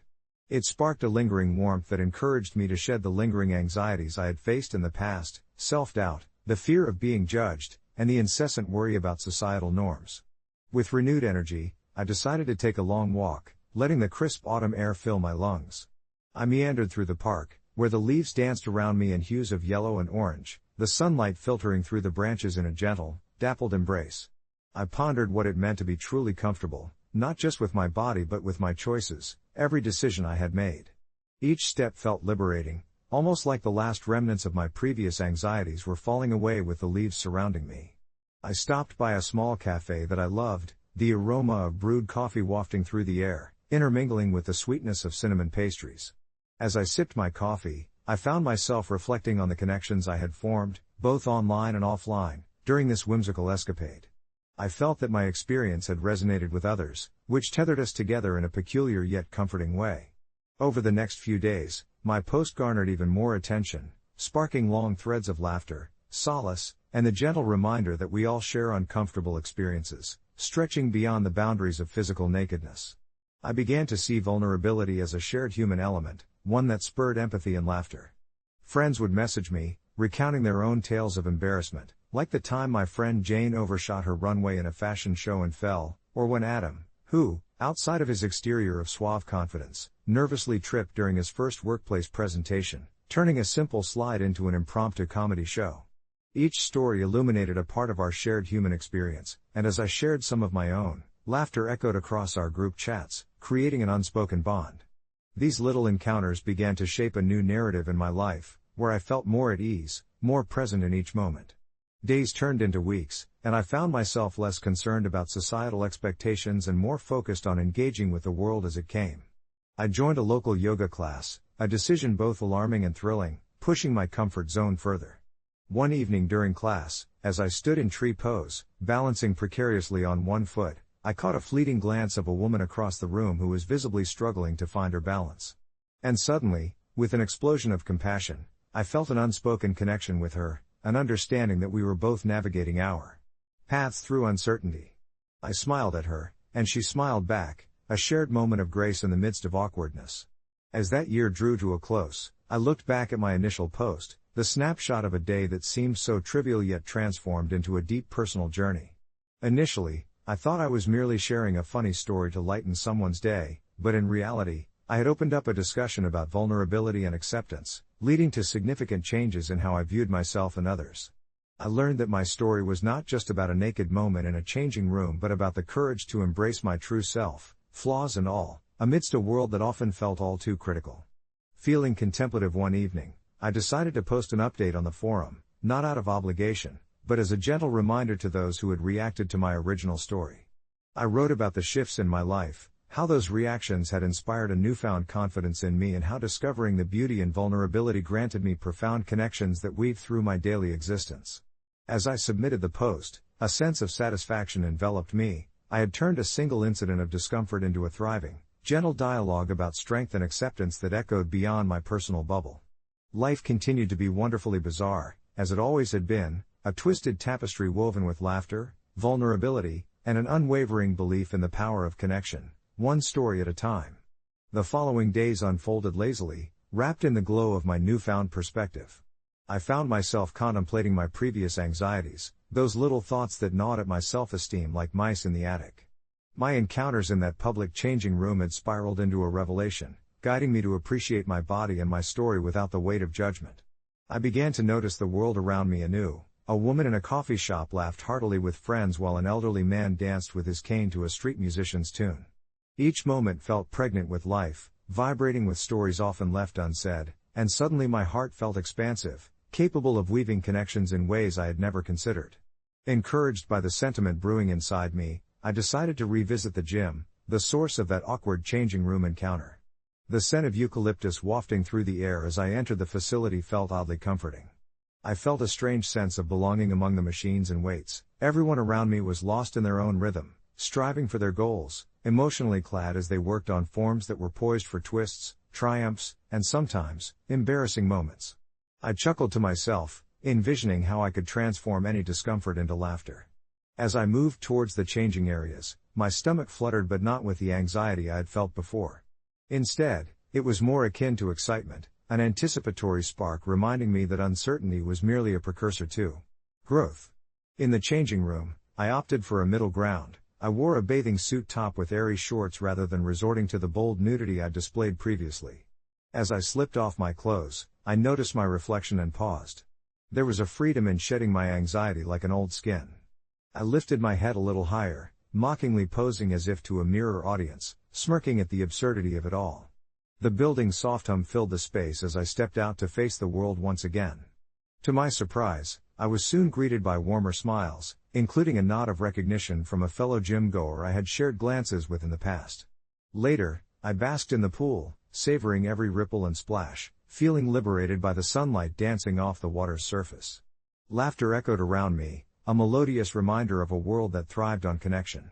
I chatted with a few other swimmers, exchanging snippets of life stories, casual and straightforward, but it felt meaningful. It was that unassuming atmosphere of energy that bound us together, all of us in our own respective journeys.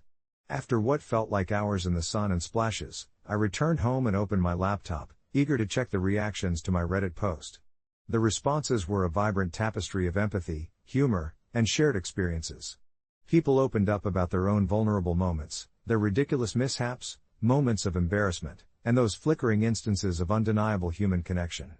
I felt a profound sense of community enveloping me as I read through each comment. I even chuckled at a few amusing takes, like a user admitting to accidentally wearing mismatched socks for a week straight because they were too scared to ask for help. As I pondered whether I should share more of my own stories, I reflected on how small moments could birth camaraderie. So, I decided to embark on a new journey, crafting tales of awkwardness and vulnerability, blending them into reminiscent essays to share with my newfound community. I felt an invigorating kinship growing, a feeling that perhaps, by exposing our flaws, we help others feel less isolated in their own. That night, as I lay in bed, the quiet hum of the world surrounding me, I felt grateful for the vibrant narrative life presented. I nestled deeper into my covers, casting my mind back to the changing room encounter, relishing in how a single moment of embarrassment had catalyzed a wave of transformation within me. Perhaps my initial question of whether I was the asshole had been answered. It was never about the nakedness itself. In bearing my vulnerabilities, I ultimately found strength, lightened by connection, and I drifted off, smiling at the thought of the everyday absurdities and the beautifully shared experiences yet to come. I had never imagined that constructing a dollhouse would ignite such a simmering conflict between my heart and my conscience, but sometimes the lines between right and wrong blur in unexpected ways. For years, I had poured my evenings into crafting intricate projects, each requiring patience and skill. My latest endeavor was a dollhouse, a stunning replica of our own home, complete with miniature furniture I'd fashioned from scraps. I envisioned it as a delightful surprise for my niece, Lily, who was just beginning to discover the joy of imaginative play. When I finally unveiled it to my wife, Jenna, one warm Saturday afternoon, I expected her to share in my excitement. Instead, I sensed a hesitation in her eyes, a shadow of disappointment that tugged at my gut. To Jenna, this wasn't just a dollhouse, it was a reminder of the children we had been trying to have for over 3 years. It was a painful echo of hope that had turned into sorrow, the dollhouse becoming a silent witness to our unfulfilled dreams. After she walked away, I was left standing in the living room, the dollhouse perched on the table like an altar to my own conflicting emotions. I spent the next few days wrestling with how to navigate this delicate territory. Lily was such an innocent light in our lives, always brimming with energy and curiosity, her laughter a beautiful distraction from our struggles. I could easily envision her joy, radiant as she played with tiny families inhabiting the dollhouse I had designed with so much love. Yet, was it fair to give that dollhouse to her, now knowing it could unintentionally deepen the hurt in my wife? Each night, I tried to compartmentalize my feelings, but guilt would creep in each time I envisioned Lily's bright smile. Jenna and I had our discussions about starting a family, and although they were often laced with hope, they were equally filled with anxiety and uncertainty. The pain of loss was ever present, and I had never seen Jenna more vulnerable than when we talked about what it meant for our future.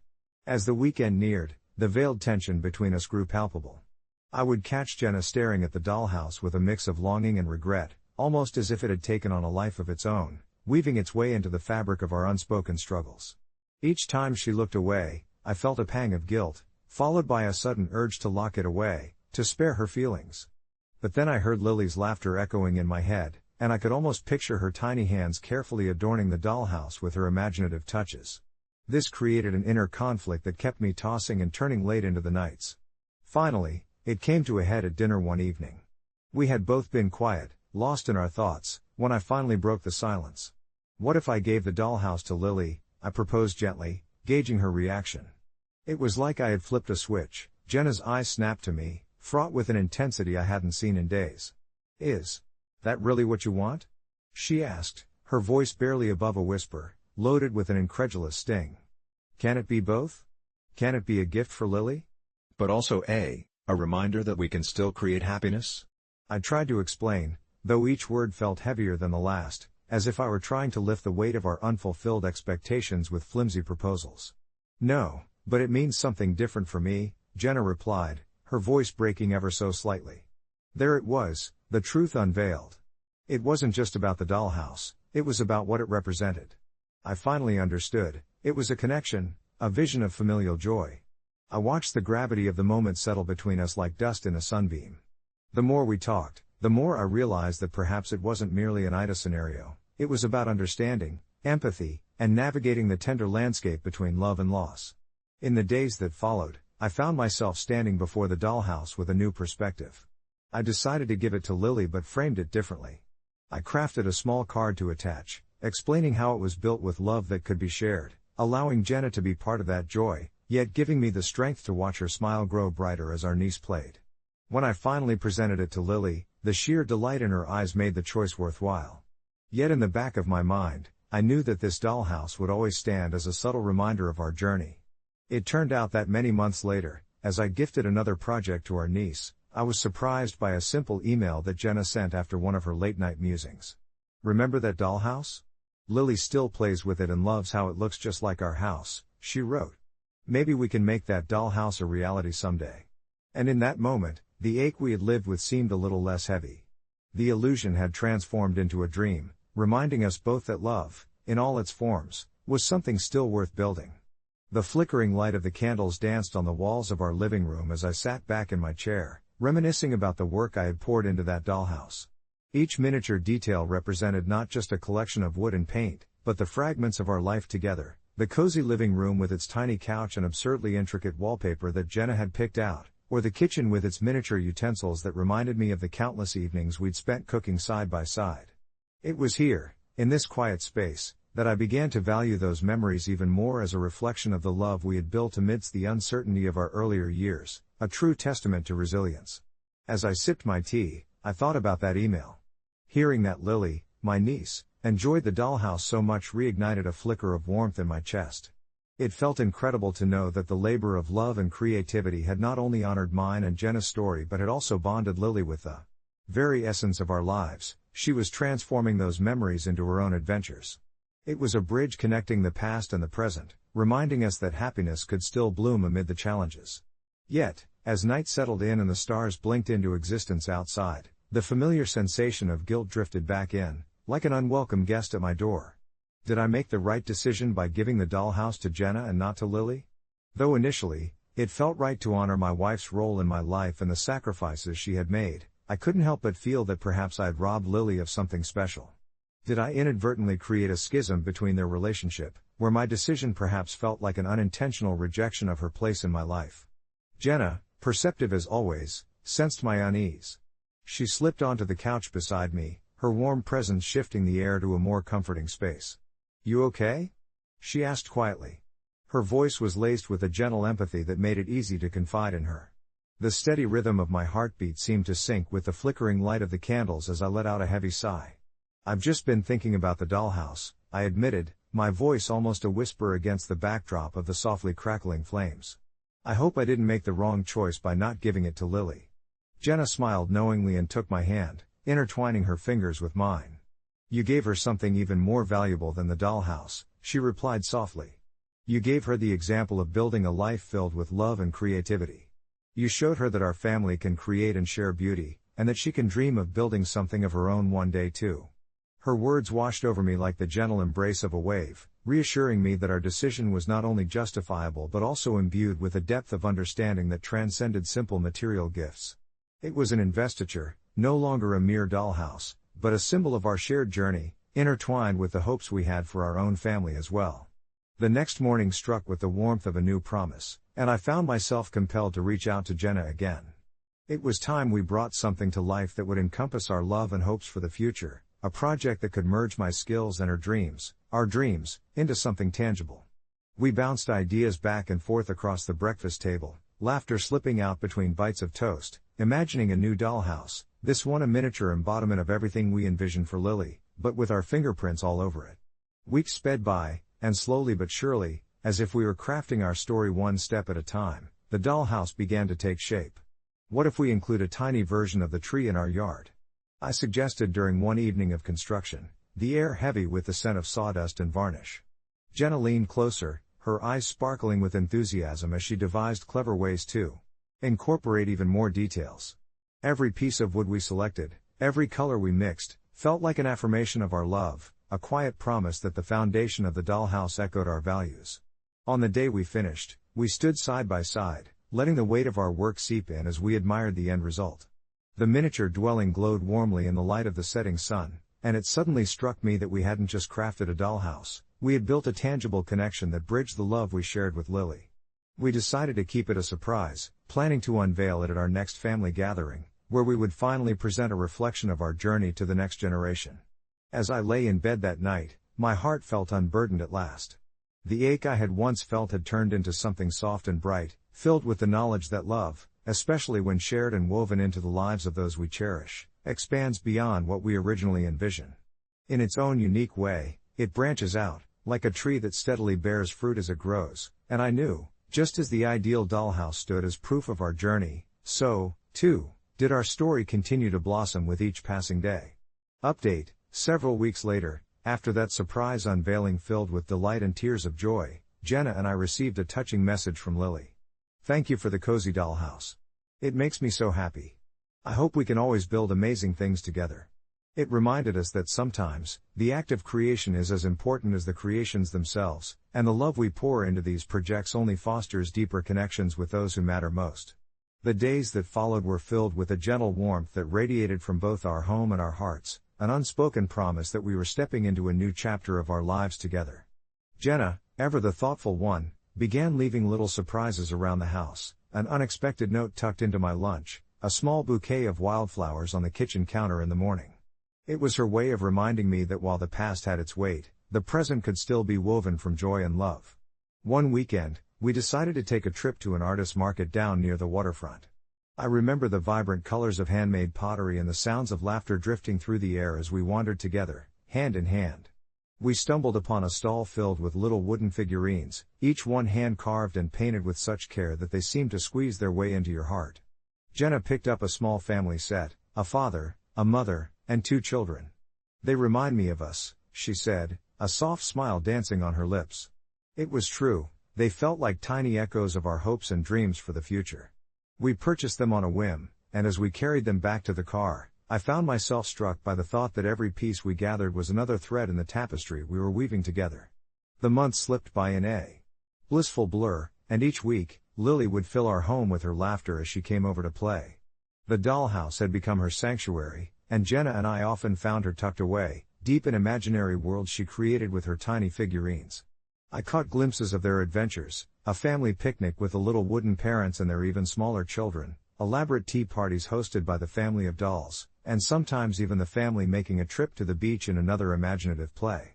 It was enchanting to witness, like watching a painter fill the empty canvas of childhood's imagination. There was a day I returned home after a long week at work, feeling the weight of the world pressing on my shoulders. As I entered the house, I was greeted by the soft sounds of laughter echoing from the living room. I made my way there, and nothing could prepare me for the scene that unfolded. There was Jenna, seated on the floor, surrounded by colored paper, scissors, and remnants of drawings. And there was Lily, her eyes bright, fully immersed in crafting furniture for the dollhouse they had decided needed upgrades. The sight sent a wave of warmth through me. I stood there for a moment, quietly observing, allowing the tranquility of the moment to wash over me, a testament to the connections being nurtured in our little home. As that evening drew to a close, I couldn't help but think about the journey we had taken, the transitions, the trials, and ultimately, the love that had stitched us back together. With Lily beside her, Jenna looked up and smiled at me. "You have to see what we've made." In that moment, the burdens I had carried felt lighter, and the future stretched before us like an open road. Perhaps the dollhouse was not merely a beautiful construction, but rather a symbol of resilience and creativity flourishing between generations. That night, we gathered around the dining table, sharing laughter and stories, Lily's wide eyes lighting up as she recounted the adventures of her dolls. She was always the mischievous little sister in her tales, and we hung on her every word, savoring the sweetness of her imagination. Reflection on that whirlwind of emotions led me to realize, love, like creativity, is built with both care and time, and sometimes the best creations aren't the ones we see before us, but the memories we craft and the bonds we strengthen.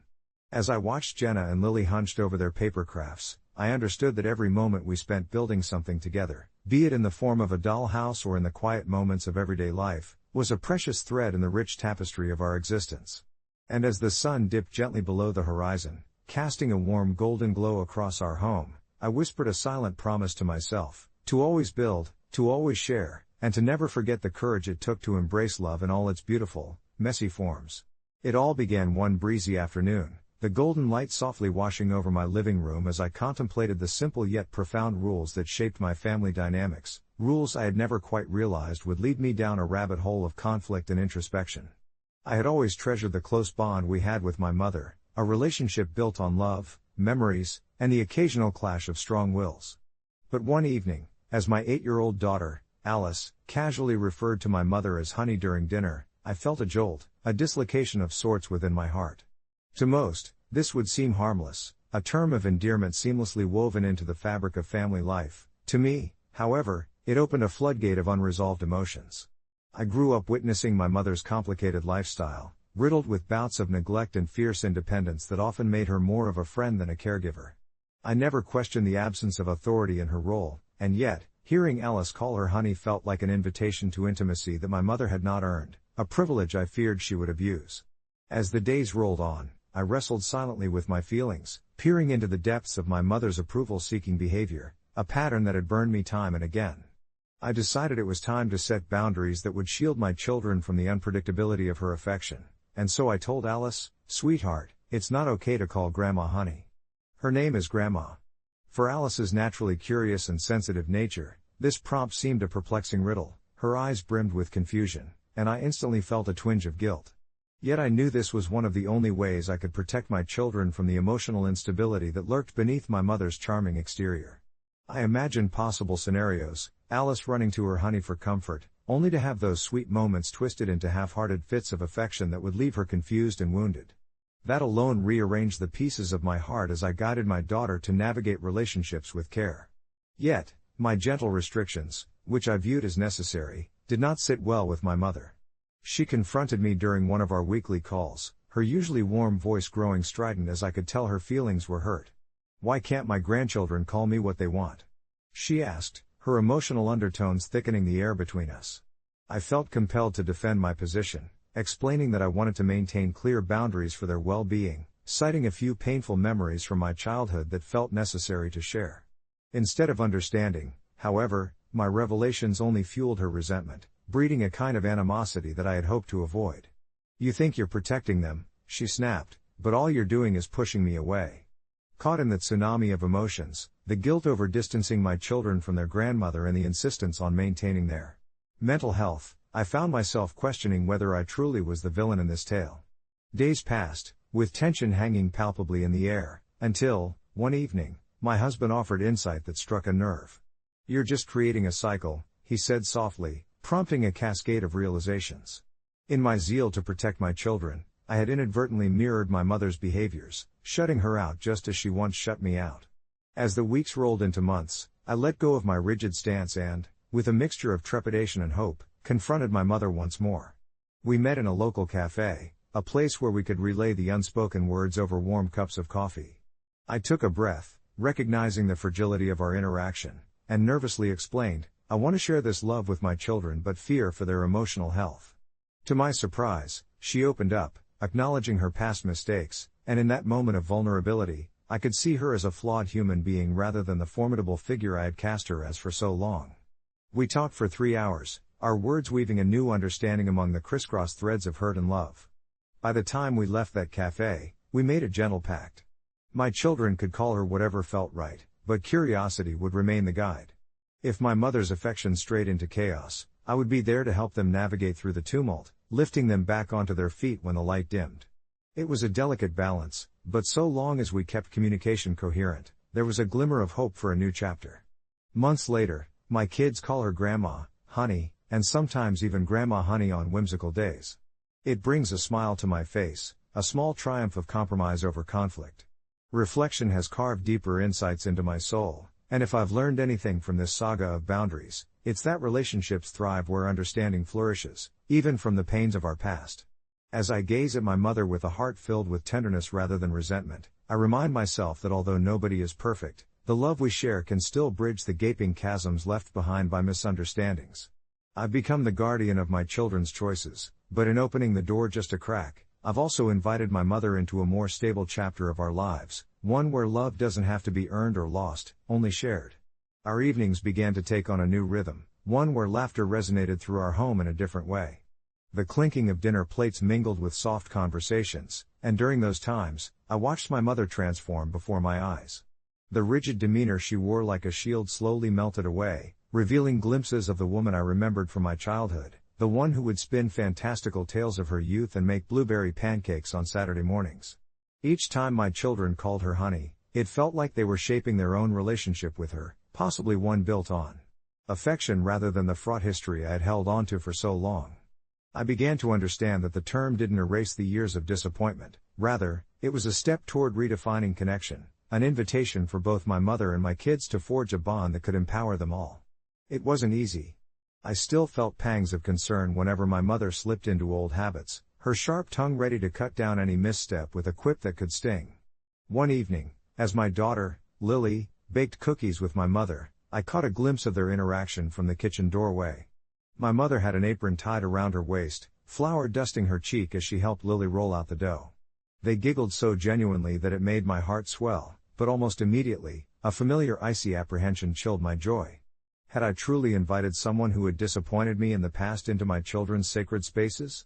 But as I sat watching, I realized that this was my mother trying to change, to fit into a narrative that no longer centered on her past failures but on the potential for love and acceptance. That realization sparked something in me, an acceptance that some relationships are worth bending rules for.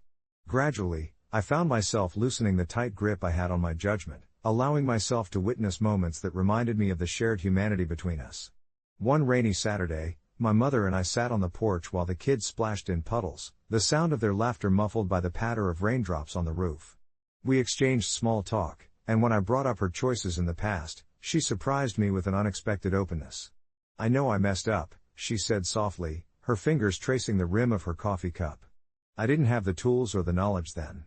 I want to learn, not just for myself, but for them. For you." I was taken aback. The recognition of her shortcomings was something I had longed to hear, yet it felt surreal to finally take a step together in something resembling vulnerability. There was no dramatic confession, just a genuine attempt to connect over our shared history. I felt a lightness in my chest, a whisper of hope that perhaps we could build something stronger together. A week later, while we picnicked in the park, Lily climbed into my mother's lap, looking up at her with awe. "Honey," she called sweetly, "Can you tell us about the time you met the runaway dog?" My mother's eyes sparkled at the thought, and as she started to weave a story filled with charm and whimsy, I noticed the children were completely engaged, hanging on to each word and all the playful embellishments. For the first time in so long, I didn't feel the urge to guard the children from their grandmother. I realized I was letting go of the fear that had gripped my heart for years. I smiled, absorbing the moment, where laughter echoed through trees swaying gently in the summer breeze, and I began to see the foundation of a relationship being built right before my eyes. It was with a sense of cautious optimism that I concluded this journey. The path to evolving our relationship was not without bumps. We often still navigated through the minefield of miscommunication and unspoken grievances. Nevertheless, I held on to the belief that building trust took time and that love could flourish amongst the fragile roots of our shared past. Days turned into weeks, and the more I witnessed my children's genuine affection for my mother, the deeper my resolve grew to encourage it. Sure, we faced setbacks along the way. Old habits die hard, and sometimes my mother would slip back into sarcasm or dismissive remarks. But I could intervene, guiding her tone or redirecting the emphasis in our conversations without that ever-present burden of guilt. As the seasons shifted, so did our family dynamic. Thanksgiving rolled around, and as we gathered around the table, Lily took it upon herself to have everyone share what they were thankful for. When it was my mother's turn, she looked at the room full of grateful eyes, and with a quivering voice, she said, "I'm thankful for second chances, for a family that could forgive and, more importantly, for the love that connects us even when we have the past whispering in our ears." In that moment, my heart swelled, a quiet comfort settling in, as I recognized that perhaps the new chapter we were all seeking wasn't just about rebuilding what was lost but also about discovering new facets of each other. Watching my children engaging with their grandmother, embracing her as honey, taught me that healing takes time and that love is a tapestry woven from acceptance and understanding. I realized I'd become less the guardian of their choices and more a nurturer of their relationships, guiding them through the fragile landscapes of familial dynamics with newfound wisdom. And as I reflected on the journey we shared, smiling at the laughter resonating between the walls of our home, I felt a sense of peace. Healing and connections are not linear paths, they are messy, intricate, and absolutely worth every twist and turn. In the months following, we continued to foster this merging of families, keeping communication open and embracing one another's imperfections. Life hadn't magically transformed overnight, but we had discovered ways to create a rhythm that celebrated our unique individualities. I dared to believe that, while relationships are complex, they are also transformative. Each time I caught my children calling my mother honey, I would smile softly, knowing that they are building bridges that I had once thought irreparable. In doing so, we were not just healing old wounds but laying the groundwork for a beautifully intricate tapestry of love that could stretch across generations. As we moved further into this new chapter, I watched my children blossom in the forgiving warmth of their grandmother's embrace. It was a subtly beautiful transformation. At times, I would overhear them whispering secrets to her, their laughter mingling with the rustling leaves outside our window, painting a picture that felt rich and vibrant. It was a far cry from the tense atmosphere we used to have, filled with unspoken words and unresolved feelings. Instead, there was a lightness in the air, a tangible ease that swept through our home like a gentle breeze.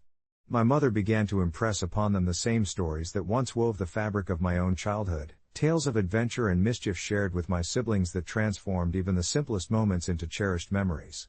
I could see it in her eyes. Each mention of honey from my kids was a reminder that she could still be a good grandmother, that love could be expressed in many ways, and that forgiveness was not the absence of past hurts but the acceptance of them. It wasn't without its awkward moments, of course. There were times when I couldn't help but wince, memories of her difficult past rushing back like an unwelcome tide. But then I would remind myself that everyone is just a story waiting to be rewritten, and change, however small, deserves to be celebrated, even if it takes time to feel whole. One particularly serene afternoon, we gather in the living room, the sun pouring warmth through the windows, casting a golden hue on the walls. My children are sprawled on the floor, building a tower of blocks that seems to teeter precariously, while my mother sits nearby sipping her tea, her laughter ringing like the clinking of wind chimes. I glance at her, noticing how gently she guides their hands, offering suggestions instead of commands. "If we put this one here," she says with a smile, "it's going to topple less." I remember how, in my youth, her words often felt heavy, but now they dance lightly around the room, filled with affection. In that moment, I see the lessons unfolding, the ways in which they are teaching her patience just as much as she is teaching them about creativity and balance. It dawned on me that this new dynamic wasn't solely an opportunity for my children to connect with their grandmother but was healing me too, reshaping the broken pieces of our relationship into something sturdy and dependable. I allowed myself to breathe deeply, relishing the moment, when suddenly my daughter, engrossed in her building project, turned to my mother and casually said, "Hey, honey, can you help?" The word slipped out with the familiarity of an everyday phrase, and I could see the way my mother's eyes sparkled with joy, startled and delighted all at once. There was no hesitation in her smile, it was genuine and pure. "Of course, sweetheart," she replied, scooting closer to help. A warmth unfurled inside me, and for the first time, I didn't flinch on hearing that name float from their lips. Instead, I recognized it as a marker of progress, a gentle reminder that my mother was patching the wounds of her past, stitching herself into our lives, and that I was finally letting go of some of mine. As days turned into weeks, I found that the small things began to shift. Our collective laughter echoed more freely, the unturned corner of my maternal heart felt lighter, and those earlier fears that had once held me captive began to dissolve like mist under the sun. I watched my mother slip more easily into her role, her hesitations fading with each visit. The kids grew more confident in their affection, using names of endearment that bounced off the walls and wrapped around us like a favorite blanket. Each honey became a reverberation of love and an acceptance that we were all imperfect in our ways, doing our best to stitch together the tapestry we called family. There was no grand epiphany, no fixed moment that illustrated our triumph, but rather the quiet realization that connection can flicker ignited even in seemingly insurmountable darkness through small acts of love and openness. As well as the growing comfort of understanding our shared journey, it was in these moments, simple yet profound, that I learned we had become a constellation, each star a unique point of light, interconnected by a shared history and new aspirations. And as I tucked my children into bed that night, their giggles still swirling in the air, I knew that we had turned a page in our story, one full of potential, ready to explore what it means to be a family in the truest sense. I whispered, "Good night, my loves," and as they snuggled deeper into their blankets, I couldn't help but smile, feeling the threads of our tapestry weave tighter around my heart. I closed the door softly behind me, letting the echoes of their laughter linger in the hallway, and for the first time in a long time, I felt an all-encompassing peace settle over me, a delightful realization that in the end, love always finds a way to triumph over pain.